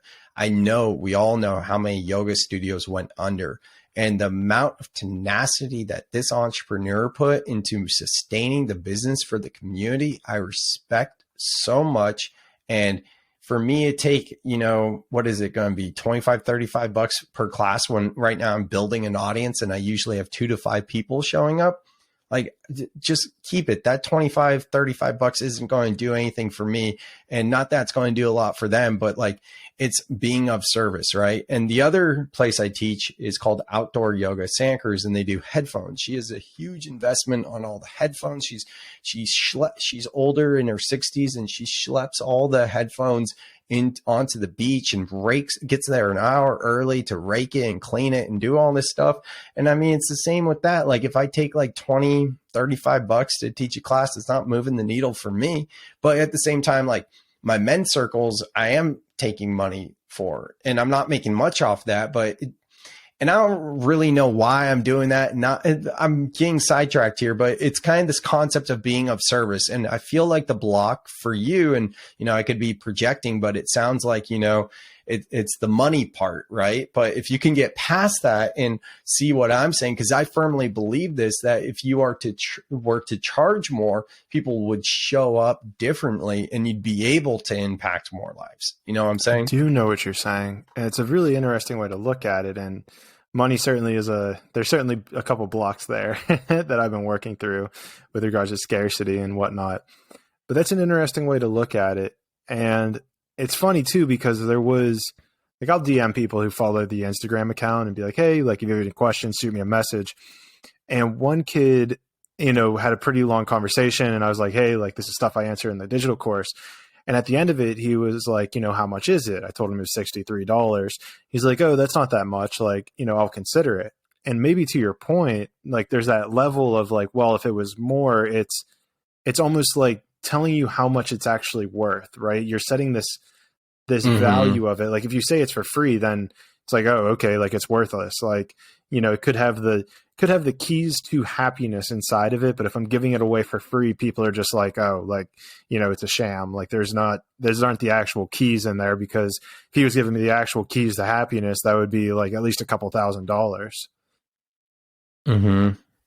Yeah. Yeah, exactly. You nailed it. Like, I mean, it just looks different. Like to be honest with you, like when I looked at the course, that's why I was like, oh, is this it? That's 63. Cause I thought for sure you'd be charging at least $1,000, and that's the way I looked at it. When I saw it was $63. I was like, well, that's the way that a lot of people are going to look at it, is the value. Oh, well, it's $60, So the invitation I'd have for you is kind of sit with it a little bit more. And the other side of it too are lead magnets. I'm a huge fan of using and utilizing lead magnets. And, the idea of the customer journey, especially for coaches, is reverse engineering and looking where you want them to end up at the destination, then working backwards. And as you work backwards from them arriving at this course that you have, which to me is very much a high ticket course. I even see like the way you broke down the value and all that type of stuff and the things inside here. This is definitely worth easily $2,000, not knowing for sure, not seeing the content, but based off of the way you're positioning and talking about it, it's easily $2,000, if not more. Right. So if we want to get them at that high ticket value, and that's the ultimate destination, we work the steps backwards. We know that the first point, the first touch point will likely be your Instagram or your podcast. Right. But then after that, what's in between that and the high ticket? Well, you're going to want a lead magnet, something that is for free. That could be a PDF download. It could be, 5 tips video or whatever, something that's telling them the what, not the how. And then from there, you could do a low ticket offer. I typically skip this and I go straight from a lead magnet to the high ticket. Maybe it's booking a coaching call. But if you did want to put something to be that bridge, that's the good place to have like the $50, $60 price point something, and still keep it easily consumable that matches with that price point, and then continue the journey to lead them to the high ticket offer. That's the way I see it. No, have you read, what's it called? It might be called .com Secrets by Russell Brunson. Yeah, I was thinking about that book. Yeah, I read part of it. It had a lot of like these similar. I read part of it. Yeah, of course. Full circle. Yeah. No, but that book kind of broke down a lot of the things that you were just laying out. And, if we kind of wrap this back to a spirituality perspective, I think you're kind of really hitting it with that there's a block there of some sort with the money, because to me, it's just like, I'm at this place where I just want to like, and maybe it's a little bit of that idealistic, that feminine energy that's still like over idealistic, just like, I should just be able to help people and give people stuff. And, whenever I need to receive stuff, it'll kind of come towards me. This almost, call it euphoric, call it like a little bit too much, I don't know, floaty, maybe floaty energy in a sense. Yeah, it's the gray area of spiritually bypassing, right? Well, okay, so let's dive into this. You keep saying spiritually bypassing, and Are you familiar with that term? I am not, and you're using it in very interesting spots. So could you break it down for me?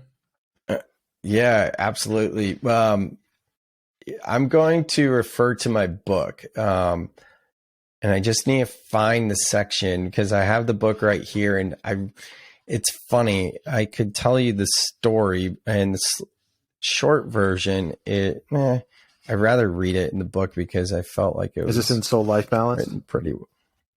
Yeah, it's in my book. Yeah, here it is, page 150. You mind if I just read it? By all means.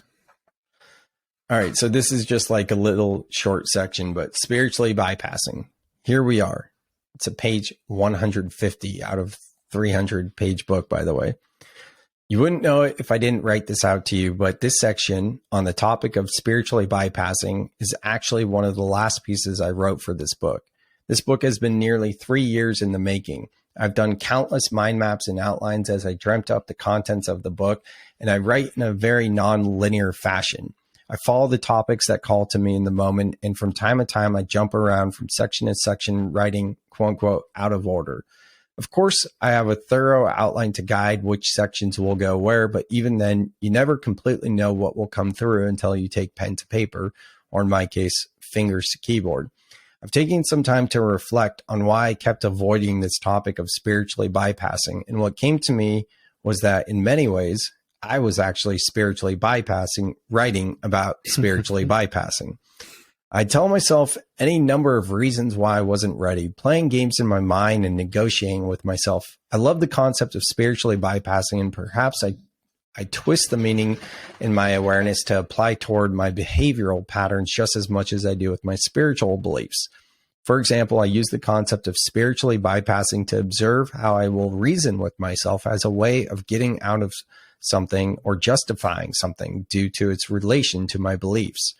Spiritually bypassing on a more woo level is when we specifically look at our spiritual beliefs and use them as a reason, excuse, or justification for a way of being and or behaving. Some common examples are when people say things like, everything is perfect and everything is meant to happen exactly as it does. Although I do 100% believe in both of these statements, you may notice within yourself and others when these statements are actually coming from another voice, a voice not of your highest and best good. It's another page and a half or so, but I think right there kind of it's just a cool story of like how I was spiritually bypassing writing it. But yeah, it's essentially using your belief system and using the more feminine and yin and soul and spiritual side to come up with a reason. You know what I mean? Does that make sense? No, it does. It was ripping me to my core at some points you were reading that. Because it totally makes sense where, it's actually a really fascinating topic because, I totally can see how it plays out in exactly what you're saying. It's like I'm almost like foregoing or giving my masculine energy to my feminine, if that makes sense. It's almost like you're taking the construct of money, right? Or discipline, and just saying, oh, well, like if my soul wanted me to do it, then I would be doing it, kind of thing, as opposed to creating that disciplined structure or trying to appropriately set the digital course. It's not. It's like what we were talking about with your statue where it's like, oh yeah, I don't have 10 grand, but I'll open up a new credit card with 0% interest for 15 months. And I don't have to worry about paying it for 15 months. And I'll come back with the money will come back to me, right away. So it's fine. But I have this other thing. So yeah, I'm just going to do it. Like I'm calling in, I'm manifesting it. Actually, what I just said is way more than spiritual bypassing because I add in the masculine with the credit card, right? Like that's the logic and the analytical side. So that's a bad example. But if you're get that $10,000 and be like, oh, I don't have this money, but I'm going to manifest it and it'll come back to me because that's how the universe works. To me, that's spiritual bypassing. But the way you were describing how you went about it earlier was not. It's just like this thin gray area. You know, it's a thin line and it's a gray area.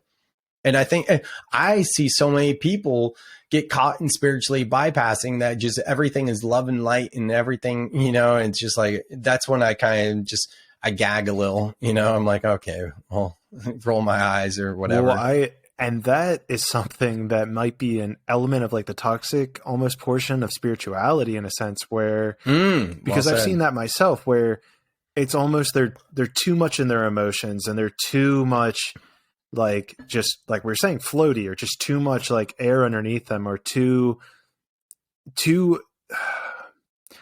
predicated on their emotional state. And it keeps pulling them all over the place, which is like this element of needing to come back to the masculine, to have some sort of structure that you can stand on and have this level of discernment that you're able to explain these emotions in a way, and you don't need to act on them. Like I was saying with the statue, like my higher self, the, whatever you want to call it, the spiritual part of me, I was still having that balance of masculine energy to be like, dude, no, you're going to put yourself in a financial situation that's going to create a lot of pressure. It might create this, you know, bring you to a place of fear. And then you're doing a creative thing with your podcast. So how are you planning on, it makes it so difficult to create from a place of fear. It's almost impossible, you know? So true. That's another thing I talk about in the book as well. And I'll leave it at this, but you know, there's so much talk about dharma and spirituality, or, you know, your mission. And then whether you're into spirituality or not, a lot of people align with the concept of having a purpose, you know? And what I've found is that, myself included, so many of us that are going through an awakening process are like really trying to find our purpose, our dharma, our mission. And it becomes like this external pressure and this clingy, needy, almost fear-based energy of finding it and grasping out for it and just like building more anxiety. And it's like, well, wait a second. Most of us in spirituality believe that the outside world is a reflection of the inner world. Then wouldn't it make sense that we need to embody self-love and fill our cup up first, to your point of not creating from a fear state?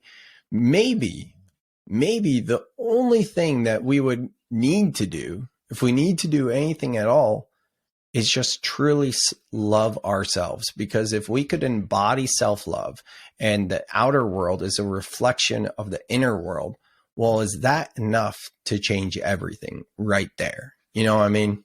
Embodying self-love. And that's something in my last podcast episode, we talked about, where we were talking about the idea of, you know, I feel like there's got to be a different word for manifesting, because for some reason it just still feels off to me. But where, you know, the whole process of it, essentially, to just summarize, is, you know, set your intention, visualize, let go, in a short 3-step process.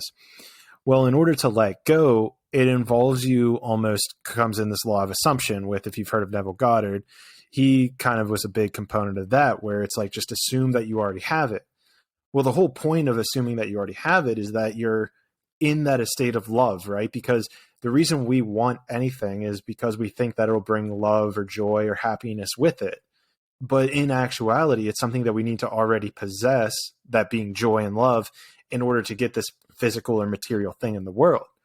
And so the reason I bring that up is because what I uncovered with this girl is like, you know, I was realizing that like the past person I interviewed, is that it was like, there's a level of me that like, you know, needs to let go, learn how to let go. And that was something, I've got a story for that, and from Egypt as well, that is fucking great for that. But the point being is that, you know, they came up with this mantra of like, show me how I can be okay, or how I can express love without my desire.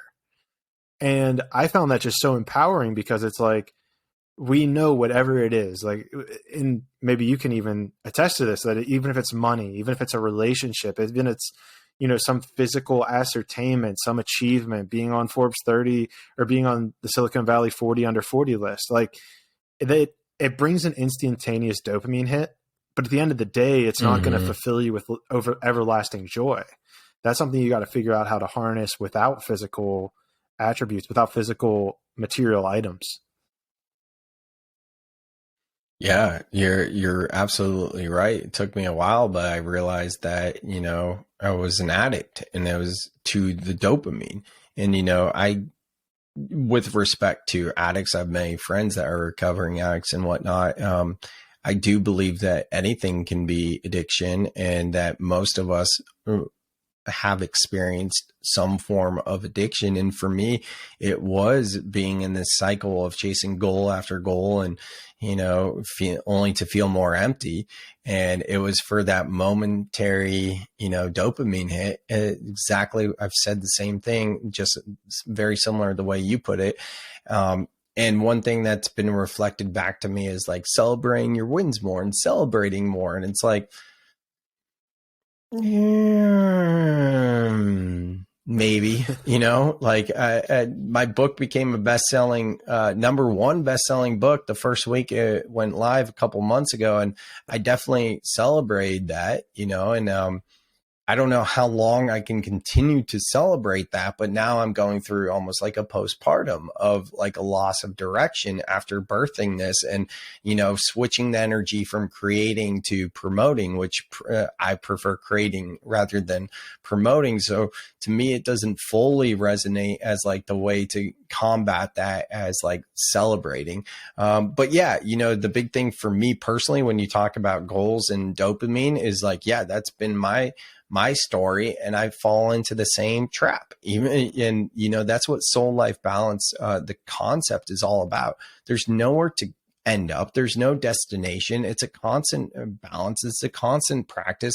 I don't believe anyone is perfect, let alone myself. And I'm not trying to say like, I have something that is going to automatically help you feel better. Like the whole idea is the sign of the infinity. If you take the figure 8 and you flip it to its side, you get the symbol of infinity, and it has so much to teach us about the human experience. It's got its highs and its lows, yet it always comes back to meet itself exactly where it's at, unbroken. And that essentially is the human experience. So now for me, when I am in these lows, I just come back to that. And then I'm like, okay, this is kind of like the counterbalance to the high. Like what comes up must go down. And the thing is, your floor increases every time you experience like a low. So you are raising up and it's just finding these ways that resonate with you to really feel it, to process it and be okay with it and get through it, I do. And I've heard a lot of, I've experienced so much of that in my own life. And what it kind of reminds me of is it comes back to the whole, when you talk about highs and lows, it kind of reminds me of the whole yin and yang, where you're, kind of trying to find this balance between masculine and feminine energy. Do you feel like it's possible to find a balance between the highs and lows to a point where it's, I don't know, steady, but at least at some level where you're not having a drastic high and a drastic low, right? Because if take this to a drug addiction kind of story, right? If you have a drastic high, then you're going to have a drastic low. So wouldn't it be, I guess, in a idealistic form where you're only getting like small increases so that you're only having small decreases?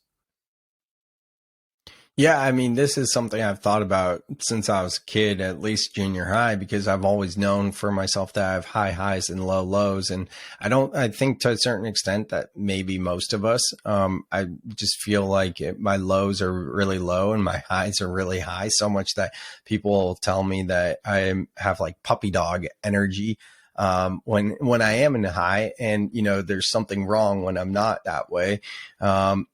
And it's hard to just be even. So it's something that I've been playing with and practicing. And a lot of the book explores this too. And, it's funny you bring up the yin yang, because the logo for my book is an infinity with the yin yang in it. So I definitely think I'm very much into this concept of archetypal energies, of feminine being the yin soul and masculine being the yang in life. And also realizing it's got its flow to it. So, there's no one thing.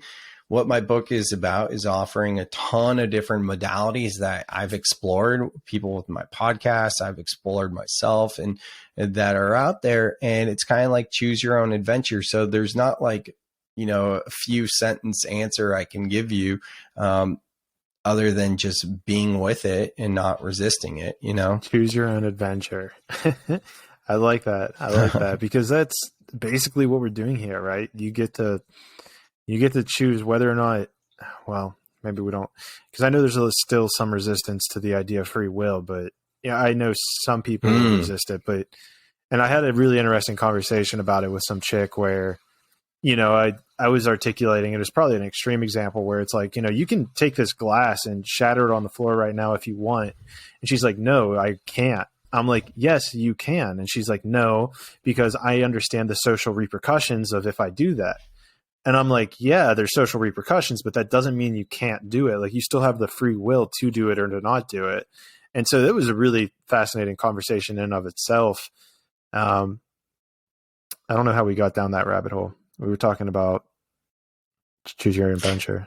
I love that conversation though. It reminds me of the scene with Neo and the Oracle, with the vase, like when he trips it over and she goes, "Oh, if I told you that was going to happen, would you still have done it?" And it's like, oh, that is interesting. And I constantly think about if we actually have free will, and I don't know the answer, and I don't have a firm viewpoint on that. And that's one of those things I just love to talk about and think about, reflect on it, contemplate, and just stay open and curious, because that is a fun topic for sure. So the way that I guess this is so funny because to me, I use this argument to justify if there was free will, but now that I'm thinking about it, it could easily be used to justify that we don't have free will. But, well, I don't know. I'll articulate it as if it helps the free will cause, where, you've done psilocybin, you've done ayahuasca for healing modalities and purposes.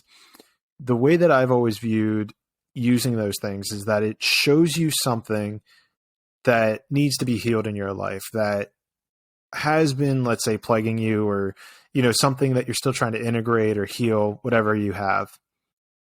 Now, obviously there's the integration phase, which I know you point out in your book, like it's, the work is all in the integration. All the psilocybin does, or all the magic does, is say, hey, here's this thing that you need to integrate. So in my opinion, that highlights your ability to have free will. Like if here's this magical pill, it's the closest thing we have to magic, and it says, look, here's this thing that you need to fix. This has been causing these issues in your life, and you can fix it easily by doing this, this, and this. I argue that you have the free will to implement that. You know that it's going to be better, but you still have the choice of if you do it or if you don't do it. It's not like, it's not, you get where I'm going with that? Yeah, I totally get where you're going with that. And for me, it's like this idea of it, I'm not sure that this is a simulation. I can't get behind that this is a simulation in that it's technology.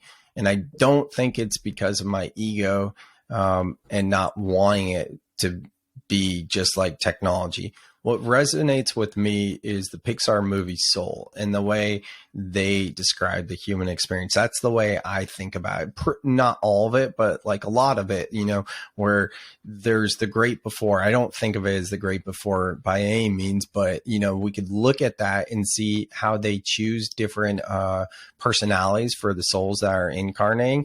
And the other thing is how they go through the portal to enter Earth. We choose as souls soul contracts. We choose when we enter Earth so that we can have the different numerology and astrological and human design factors that are going to that align with the experience that we're looking for, right? So when I think about what you're saying, where I have the choice to do X, Y, or Z, and whether it's with medicine or not, just choice in general. Like I have the choice in every situation.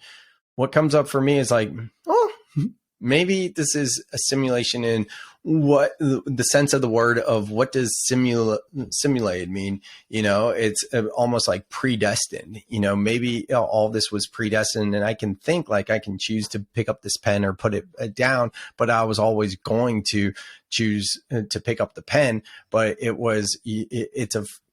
feels like I have that choice, but it was already going to happen anyways. That's kind of the way I think of it. And like I said, I don't have a firm belief one way or another. I think it's fun to talk about for sure, but yeah. Yeah. It's reminding me of a couple things. The first thing is that like, there's an idea, I guess, or, I guess if it's all predetermined, then theoretically, if you could see every atom and every molecule of the Big Bang, there would be a mathematical equation, right? That would show you, or you would be able to, let's say, calculate every single instantaneous moment up until this point, and quite frankly, you'd be able to see into the future, right?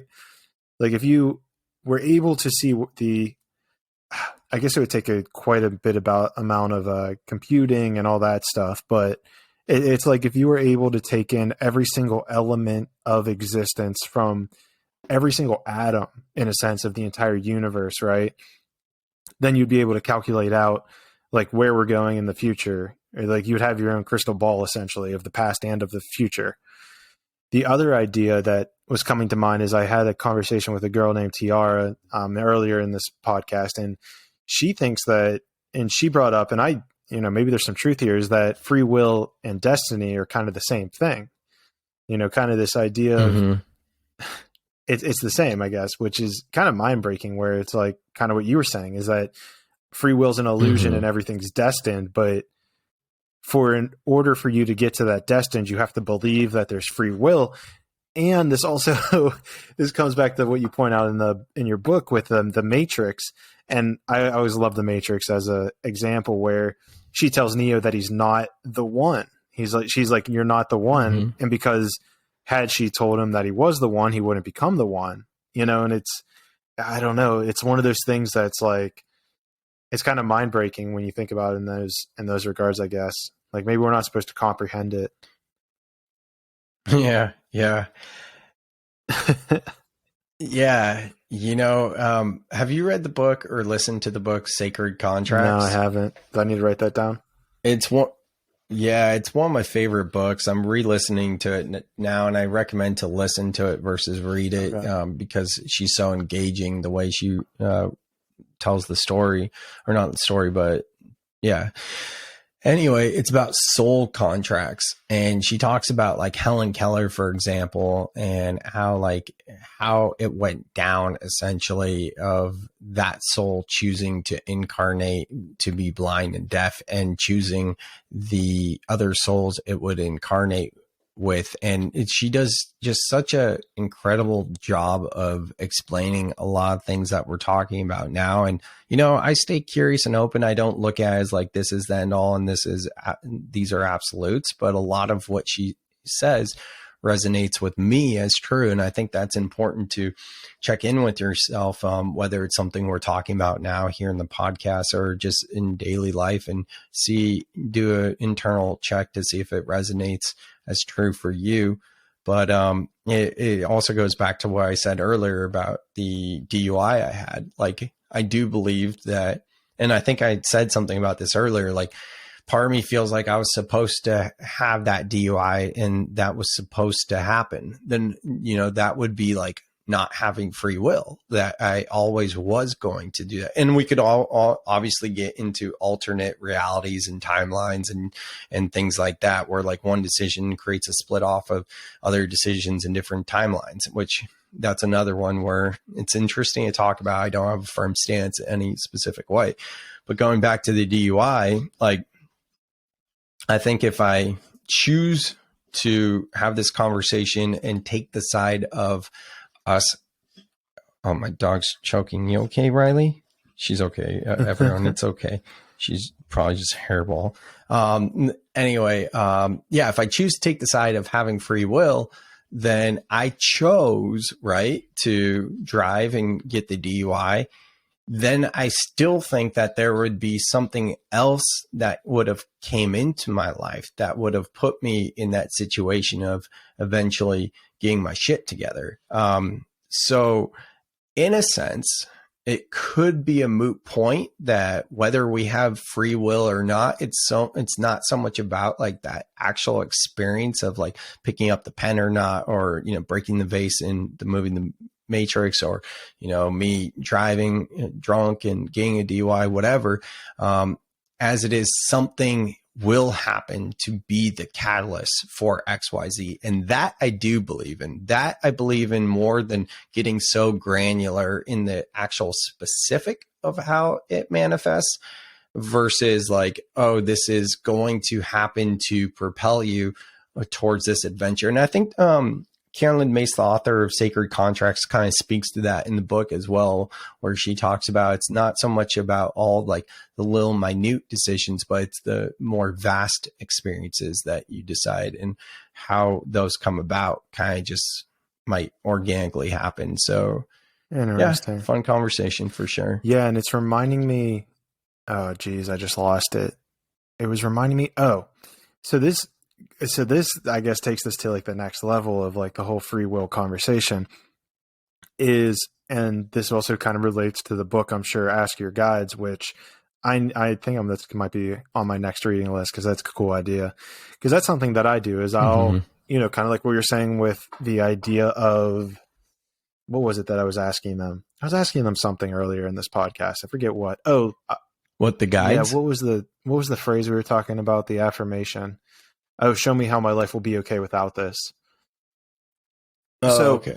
So something that I did, and this is really interesting in the idea of free will, maybe it's kind of similar. It's not exactly free will, I guess, but something with me is like the idea of letting go. Like I want to become better at letting go of things. And what happened is this might've been a little bit before Egypt, but I was like, you know, I'm ready to let go. I know I'm holding too much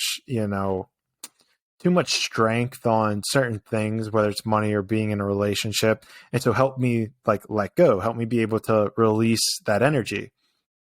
Well, an interesting story, and I'm not going to go into the deep details just because of time constraints and everything, but I guess there's no really time constraints. That's an illusion, right? We'll explore on my podcast. We'll get you on mine, and I'd love to unpack Egypt with you. So yeah, we'll do it another time for the deep dive. I'd be honored. I've got a lot of spiritual stories on that. So but keep going. Sorry. Yeah, keep going cool. with what you're saying. So what essentially happened was there was a necklace that I had that I got on my birthday last year from a buddy, and it was a super cool necklace. Like it had a gemstone in it and a bullet casing kind of like around it. And so I went through airport security with it. And this has never been a problem before, right? Like I've never thought about it, never anything. I go through this metal detector, nothing goes off. And the guy's like, you know, you're not allowed to have that. And I'm like, what do you mean I'm not allowed to have that? And he's just like, not allowed. And he's playing dumb with me. I know he knows more English than he's letting on, but you know, he's just saying not allowed, not allowed, takes it off my neck, takes the end of it off. Yeah. And like puts it on top of the metal detector. And I just get furious. Like internally, I start cussing him out. I'm like, you know, how could this guy be so dumb? Like, you know, he's a security guy and he doesn't realize that there's not even a bullet in it. Like, how could he be so dumb? Blah, blah, blah. Like just bad. And I'm realizing internally two things. One, I get to control my reaction to this situation, right? I get to calm myself down. I can calm myself down. I don't have to have this negative reaction. And two, if something's getting me this irritated, it's a trigger, right? It's something that needs to be healed within myself. And then I realized, holy shit, I was so attached to that necklace that the universe was like, hey, you wanted to practice letting go? You know, here we go. Here's your practice run. You know, you said you wanted to let go. So here we go. And, you know, it was really this fascinating process, and we'll dive into it more on yours. But the reason I bring it up is, you know, had I asked beforehand, I asked to my spirit guides, let's say, help me let go. Like, I think I'm ready to let go and learn how to do that at a deeper level. Was it my free will to ask for that? And furthermore, had I not asked for that, would that event have never occurred? You know, so that would be where this kind of starts to expand out into a bigger environment. And, maybe I could have protested more and maybe he would have given me it back, or maybe I could have slipped him $200, but then I would have never learned this energy of letting go, because at the end of the day, I can't take this necklace with me whenever I die. Yeah, exactly. Boom. There it is right there. Yeah, no, it does sound like you called that in for sure. Right. Right. And so, And that's, go ahead. yeah, no, I was just going to say that's the thing about manifesting too, that I'm playing with, that I mentioned earlier, about like specifically saying like, I'd like a $50,000 sale from this client at this GP gross profit. And I would like it to be, easy and stress free. And I'm going to use it for XYZ, and like being so specific and being like, I wonder how this will work, because, that's one of the things too, when we manifest an intention with a medicine ceremony, like show me the totality of the universe. I've had friends who have had like an intention that was basically that, and then it's been like scarred them from doing medicine again. Really? And it's, yeah, totally. So I think it's really important with intentions or manifesting to at least know what we're getting into. And then one thing I tell people with Bufo too is like, it's a manifestation medicine. And the thing that doesn't get talked about with manifesting as much is the negative side of manifesting. And if you get caught in a negative loop, then because it's such a manifestation medicine, that's going to be reflected back to you in the 3D with your senses in the external world. So yeah, it's interesting what you're talking about. Like, it sounds like what your prayer, your intention, your manifestation was all about was letting go. And then it's like, who knows what that letting go is going to look like, and just being open to it at that point. It gets a little even deeper, and maybe I'll save it for your podcast. I'll save it for your podcast, because it gets a little deeper it comes back to I'm going to keep it vague, but I'll keep the specifics for your podcast, where there was like this kind of intuitive vision that I had back when I lived in San Diego too. So whenever this happened 9 months ago, of something that would never occur again, and it triggered my letting go thing. So I wasn't letting go. It was like attached. I was attached to this idea. And then after this necklace incident occurred, I was like, oh, like I'm feeling myself, like, hit me again with like another letting go thing. Well, I got hit with another intuitive vision, which was the opposite of that original vision of the letting go 9 months ago when I was in San Diego. And it hit me with so much certainty that I was like kind of tripped out. I'm like, wait, hold on. I was like, this vision is literally the exact opposite of that original vision that I had 9 months ago. So, either A, this is actually something that's going to happen, or, and I believe this is the more powerful aspect, I need to let go of this. And if it is actually going to occur, then I need to almost exercise this portion of letting go, because that's really the true test here. It's not a matter of whether or not this is going to occur or not. It's more of the fact that I was attached to this in the past. And it's like, oh, here's the next level of your attachment. Let's see what we can do with it. Yeah, that resonates. And I think that's a lot of awareness and wisdom that you bring to the vision, because a lot of times visions, whether in medicine or not, can become self-fulfilling prophecies. So I love the non-attachment that you had to it. Yeah. And so, and it's adds to it where I'm like, the second vision, I'm like, okay, I'm down for this to actually occur now, but like you're saying, and what I was illustrating, it's like, if you're just so attached to it, then it's not going to happen. You're creating more, I don't know, like it's that clingy energy. It's more clinging. Yeah. And okay, so this is something that I actually, a little bit of a pivot here. But you mentioned it with your manifestation idea where you're like getting super specific about it. I'm curious as to the idea of timelines, because I've talked to people, and maybe this is like where the feminine comes in, where, there's this idea of kind of just like, since time's an illusion, let's say, where since time is an illusion, sorry, let me think this through. Since time is an illusion, then setting timelines on things is not a realistic idea. However, I have read Mm. so many books, and like you're even pointing out, where people do put timelines on things like, I'll have $1 million business within a year or something, and they have it within that year, Mm. or they get super close. But I've also heard the opposite, where it's like, yeah, you can add time to it, but it really doesn't matter.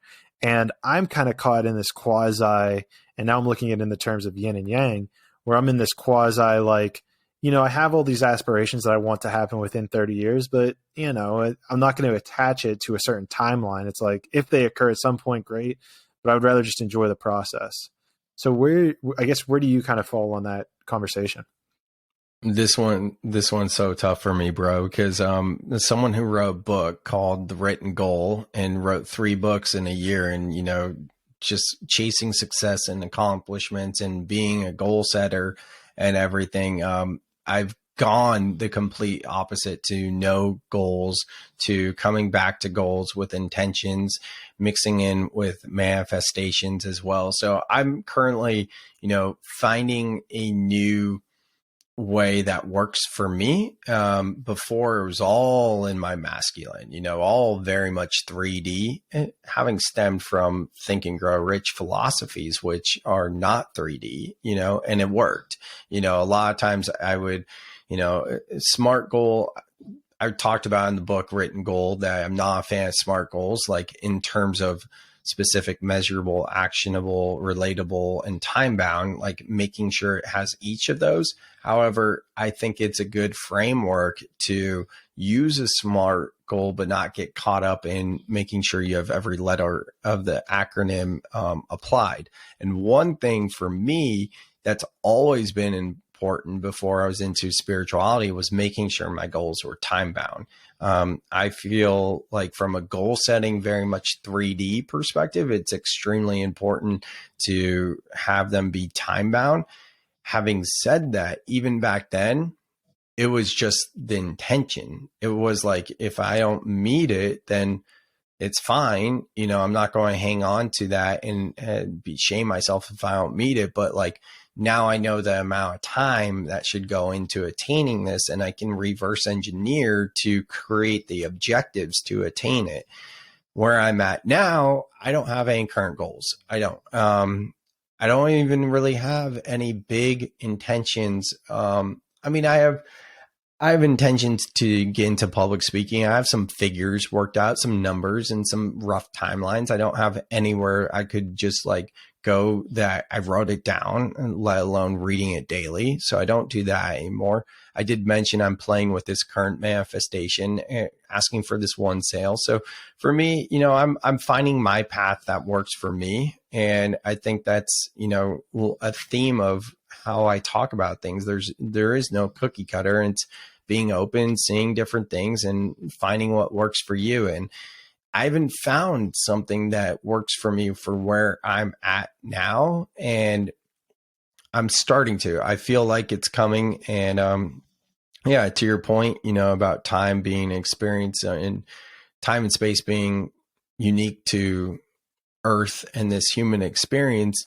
One thing, I had an Akashic Records call yesterday, and it's the first time in like 8 months I did one, and it's been a while. I used to do them all the time, but she did mention that I'm very impatient, and that's come up with different readers and things like that. And it finally clicked for me yesterday, and it was like, oh, because I don't remember exactly what she said for it to click for me. And that's a very important thing too, that our teachers don't necessarily connect the dots and tell you straightforward, but let you put the pieces together for you to come to the conclusion yourself, because that's really when it hits.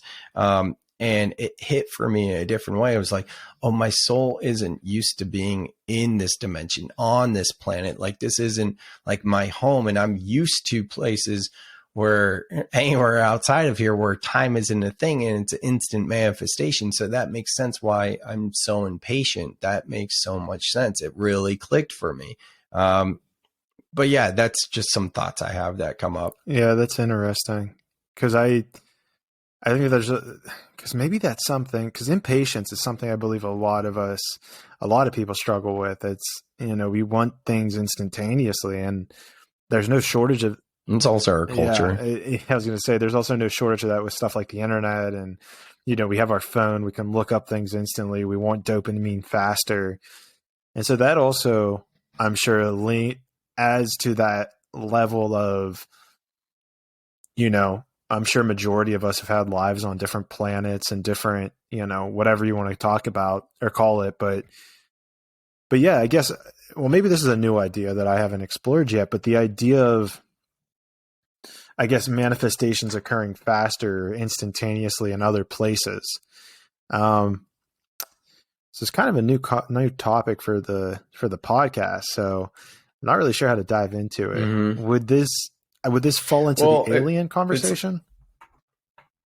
Yeah, I mean, so aliens are, such an interesting thing, and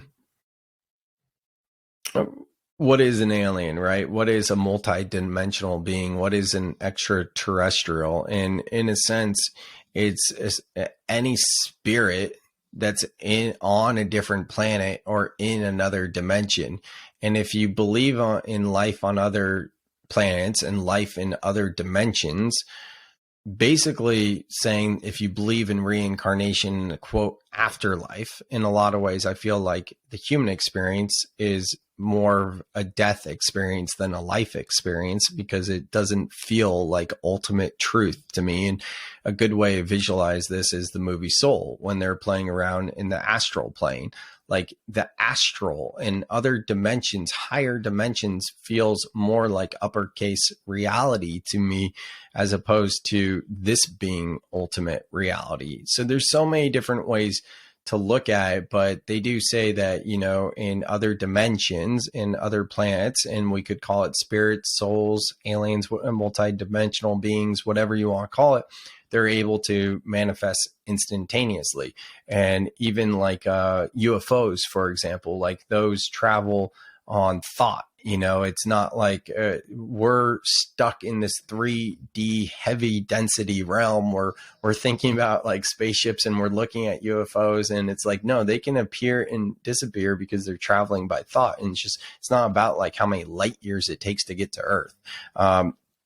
So much to go down there in terms of extraterrestrials and multidimensional beings. My two resources I would refer people to would be Dolores Cannon's work. She's written 17 books, hypnotherapist.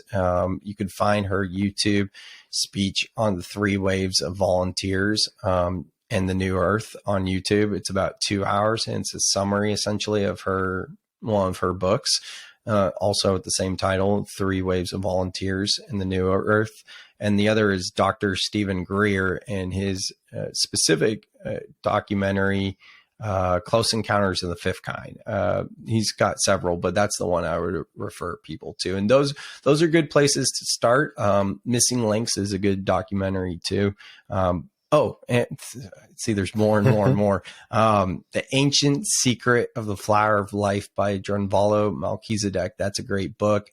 And then last one, The Law of One, or the book Starseed Transmissions. Well, The Law of One's crazy because that's with Ra.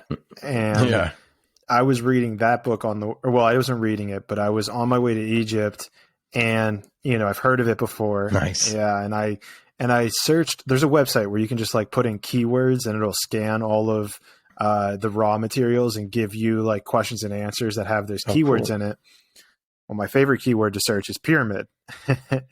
And what Ra says is that they created, and so those who don't know, Ra is essentially a collection of, like, assume that all of human consciousness, we all put all of our bullshit aside and we were all able to like telepathically talk to each other.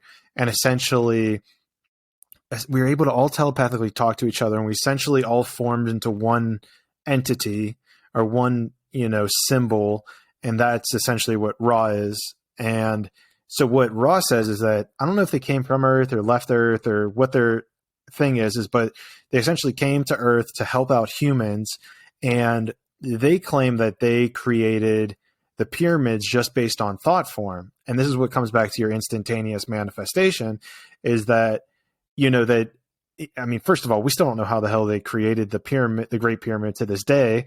And it blows my mind because everything that they say in the raw book connects all the dots. Like, as hard as it is for me to conceptualize as a human being that you could be completely clear of thought and produce something literally manifested instantaneously from the energy particles that are just in the air. But it's kind of funny too, because quantum physics is almost bringing us, is almost making this real in a sense. But for them to essentially say, okay, we just thought of the pyramid and it just came to be, it's like, shit, like, you know, there's truth here. Like this just makes sense. It's like something at your soul level is like, okay, there's truth to this, and it answers all of the questions we have about the pyramid, all in the same thing. It's like, well, you know, this is where the logical mind comes in science. It's like, well, you can't just have pure thought and create something. It's like, well, no, you just don't know how to do it. It doesn't mean it's not possible. You just don't know how. And so it kind of really opens up the wormhole of like, what the fuck? Well, it goes back to what you said earlier about how, you know, we used to think that we're the center of the universe. True. And, you know, Earth and versus the sun and Galileo and all that. And we still think that, you know, Graham Hancock is starting to open people's minds to like, hey, maybe we are not the most civilized civilization to ever walk this planet. In a planet that has been around, we think 4.6 billion years, in a universe that is infinite, and humanity, you know, who knows how long humans have been around? Maybe 100,000 years, maybe, who knows? But we go back to, you know, the time of Jesus. Most of our history that is relevant today is from like a couple hundred years old, a few hundred years old, or maybe 2,000 years old, you know. Nothing. And even if you go back to the Egyptians, exactly, and 20,000 years ago. Well, I was going. Yeah. And then before the Egyptians, you go to the Atlanteans and the Lemurians. And, you know, one of the things Graham Hancock said that really resonated with me when I first went down this path is like, if there was a cataclysmic event that were to happen now, it would wipe us out and there wouldn't be anything that would show we ever existed, because there's nothing like the pyramids that would withstand the cataclysmic event.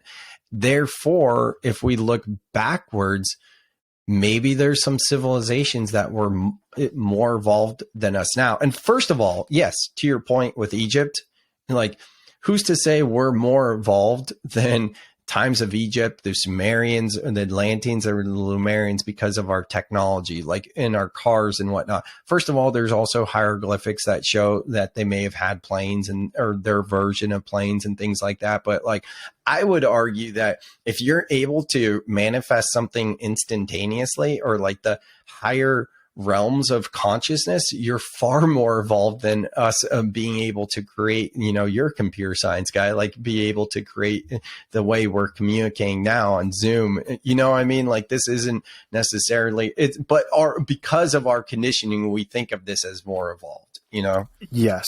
And there's three things that I'd love to unpack here.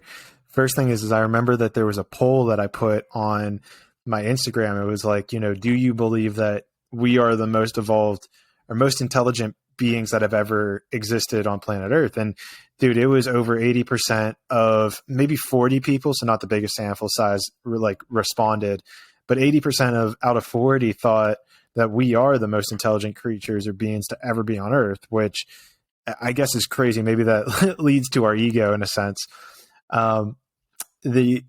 Could also be showing your demographic. True. I mean, because I don't know your demographic, and you know my demographic. Sorry, but when I started the podcast, that would be my demographic. After joining like Fit for Service, and you know, now being connected with so many more spiritual people, if I put that same poll out, it would show vastly different than when I started. Very true. That's one thing to be mindful of. That's very as true, well. And a great point. You know, even from a scientific standpoint, that's a great, you know, point.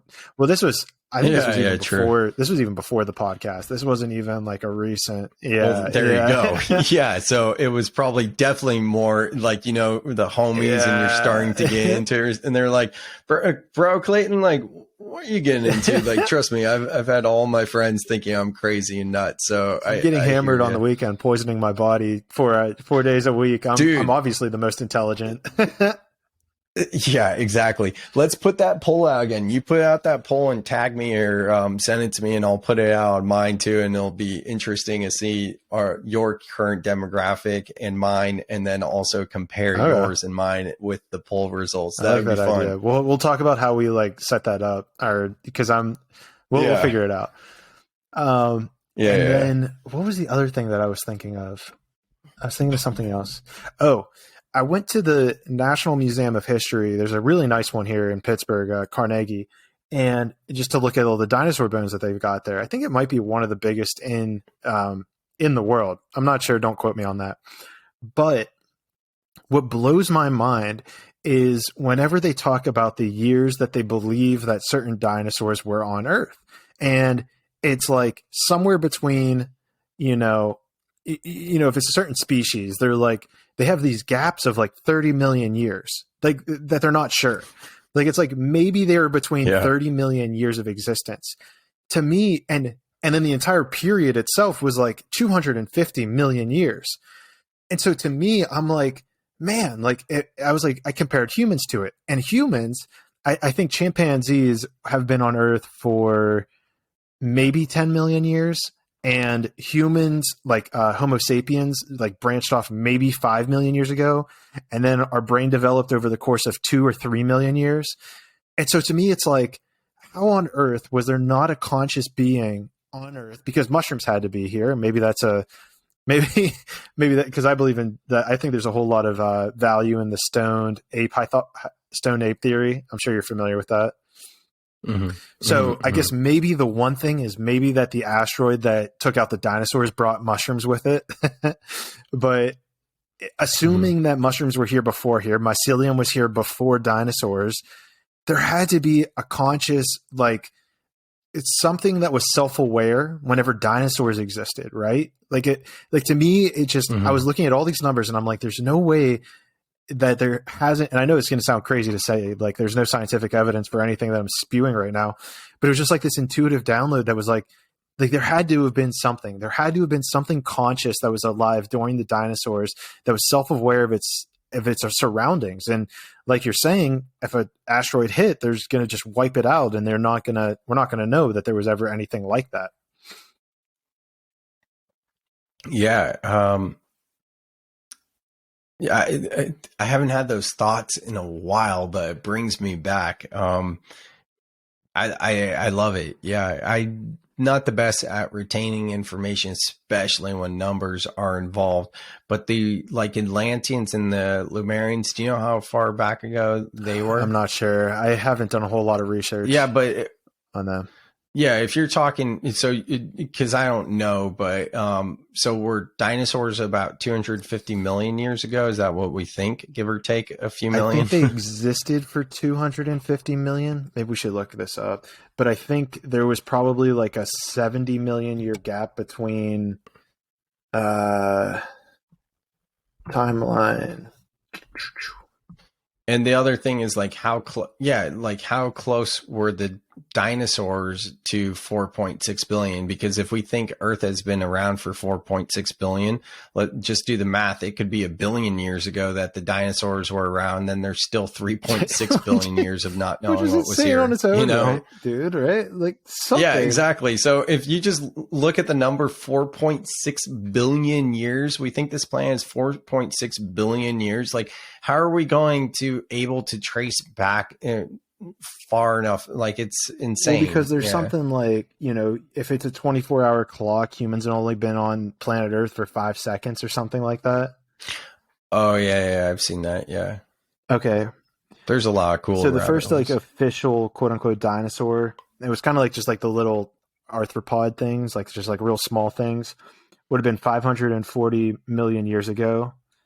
And yeah, exactly. It's still less than a billion. Right. And so then they would have existed, it looks like, up to 66 million years ago. So it's almost 500 million years that dinosaurs were on Earth. And it looks like humans have only really been around for 2.5 million years. Like Homo sapiens have been around for 2.5 million years. You're telling me that in 500 million years of dinosaurs being on planet Earth, not one species developed consciousness, and we managed to pull it off in a mere 2.5. Or even before dinosaurs, because I could get behind that there wasn't conscious beings during the dinosaur period of 250 million years or whatever it is.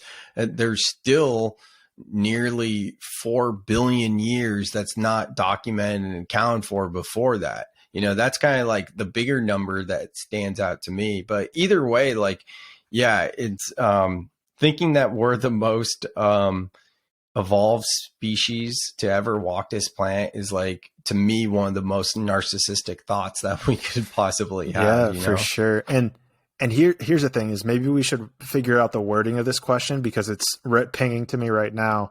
If you say intelligent, like, intelligent is a really tricky word, because if you say, like, who's more intelligent, this person or this person, it's like, what are we basing this off of? More evolved, yeah, like more conscious or more evolved. Yeah.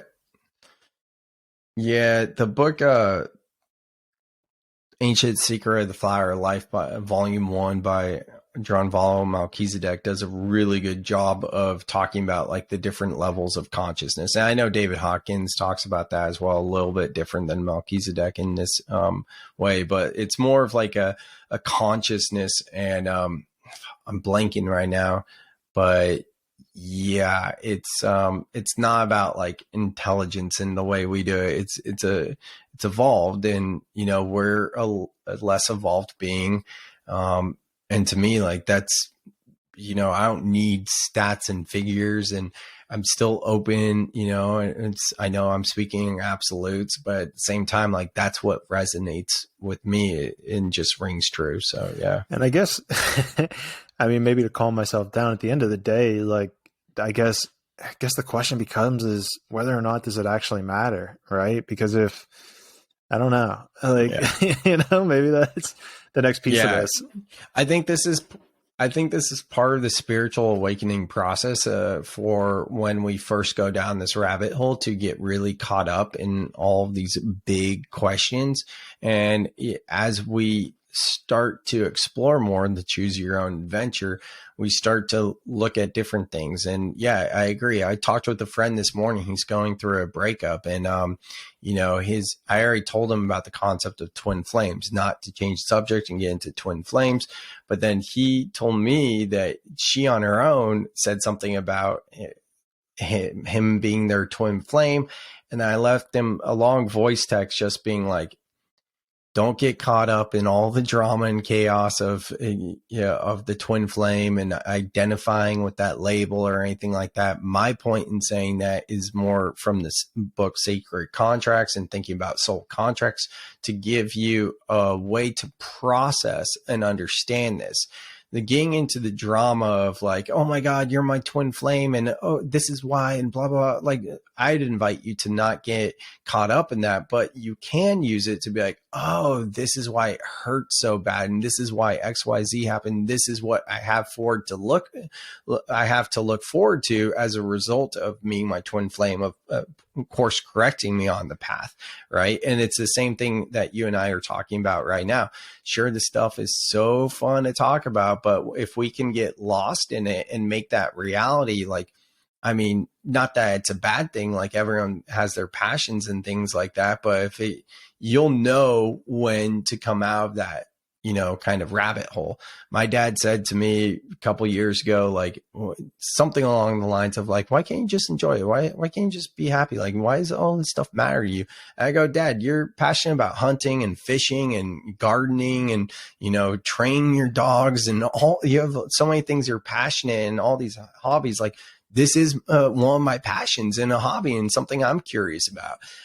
At the same time, though, like, I've realized that in myself, kind of similar to what you're saying, like, well, I'm here to be human. So I try not to get too caught up in it all. It would be different if that was my profession, bringing this back to the difference between pleasure and business, right? If I was like if I was Graham Hancock or say Greg Braden or someone like that, who this was like their career path, then I would take a different approach to it. But for me, it's just a fun thought experiment, I mean, it kind of invites that play, right? Like it's one of those things. Time. It's like, well, what if? Like, what if there was conscious life on the dinosaurs? Like, what would that look like? Like, what? Because I'd want to experience that.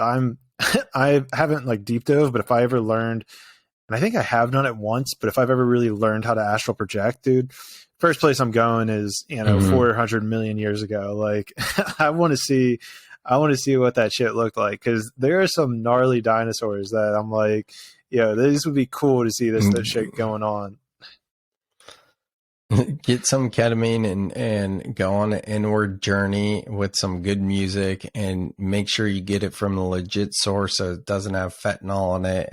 And you'll be astral traveling to anywhere you want to go for sure. Be responsible, 100%. Don't be reckless. Ketamine is, there's amazing studies that are happening right now with ketamine. It does miracle work for depression, but there's a shadow side too. So if you're able to do it, in a ceremonial way and use intention and, have it from a legit source, because that is something to be extremely cautious about, you could definitely, I believe, experience that for sure. Yeah. And I guess I've heard of ketamine, but I've never done it, but I've never heard of it either.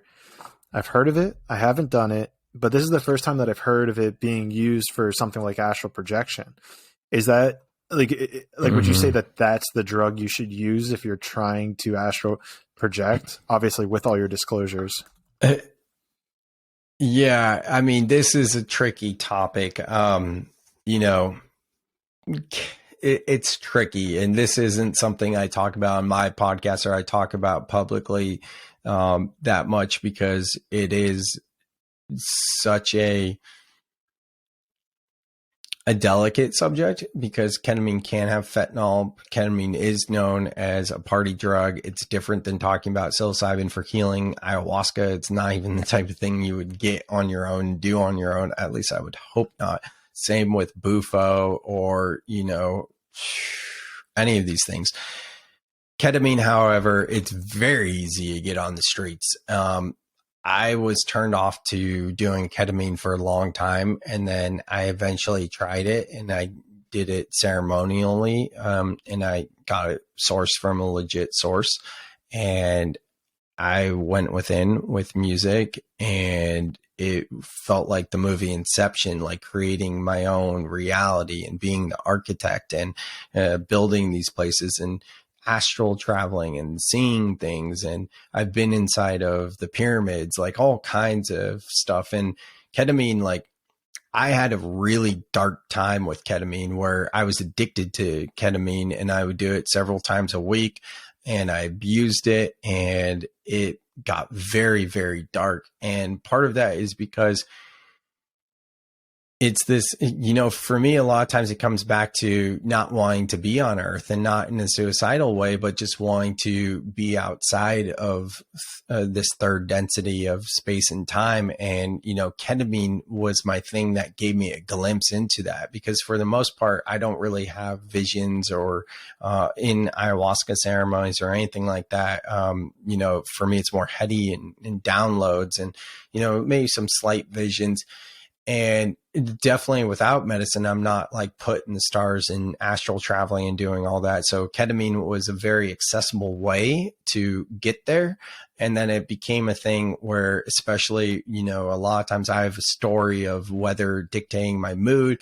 And when it gets dark at 5 in the fall and all that type of stuff, depression comes and things like that. So it became very easy for me to just do ketamine and go to a place that, was more fun.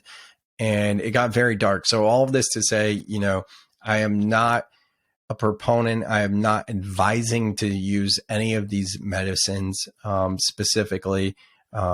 They can be great teachers and healers and illuminate things that you have within you if you do them responsibly, but you also want to be very respectful in the way you approach them.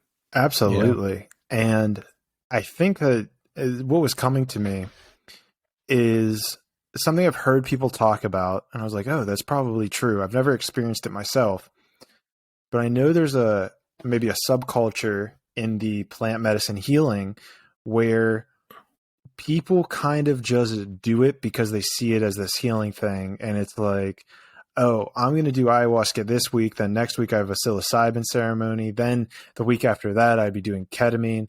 And it becomes almost like this toxic plant medicine healing thing where you're putting all Big of your time. power into these plants. And it's like, at the end of the day, it's like, whoa, take a step back. Like, these are good for pulling the shades back and exposing some light in some dark areas.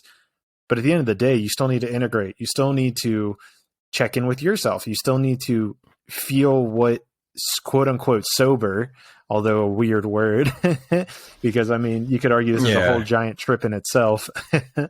But being, let's say, sober, like that has so many lessons to teach you all on its own that if you're constantly just, well, I'm going to go to this ceremony, then this one, then that one, it's like, well, A, you're never going to have time to integrate. And B, it's like, you can trip out right here, right? Just using your breath even.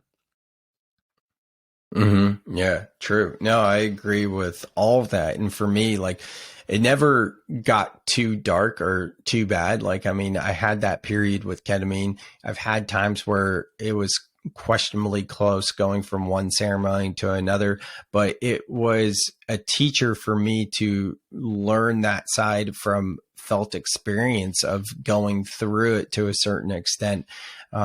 And yeah, I'm very passionate about that. You know, my book Soul Life Balance was initially going to be geared more towards workaholics, inviting a new way to live, very much on introductory, where it wasn't going to go too deep. And then through the writing process and kind of where I was at coming out on the other side of really realizing how much space we need to put in between the time to integrate, it became more of a book of integrating for those that have had a spiritual awakening, especially if it was through medicine.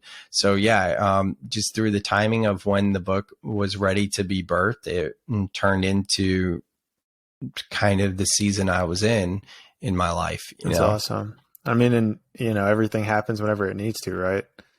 Or is that totally. Would that be toxic yin energy right there? The thin line of spiritually bypassing again. You know, it's a fun thought exercise, and I have a good friend who, you know, I can get on her case from time to time because she's one of those people that's always like, everything is perfect, you know, and then it's some things I'm like, yeah, is that perfect too?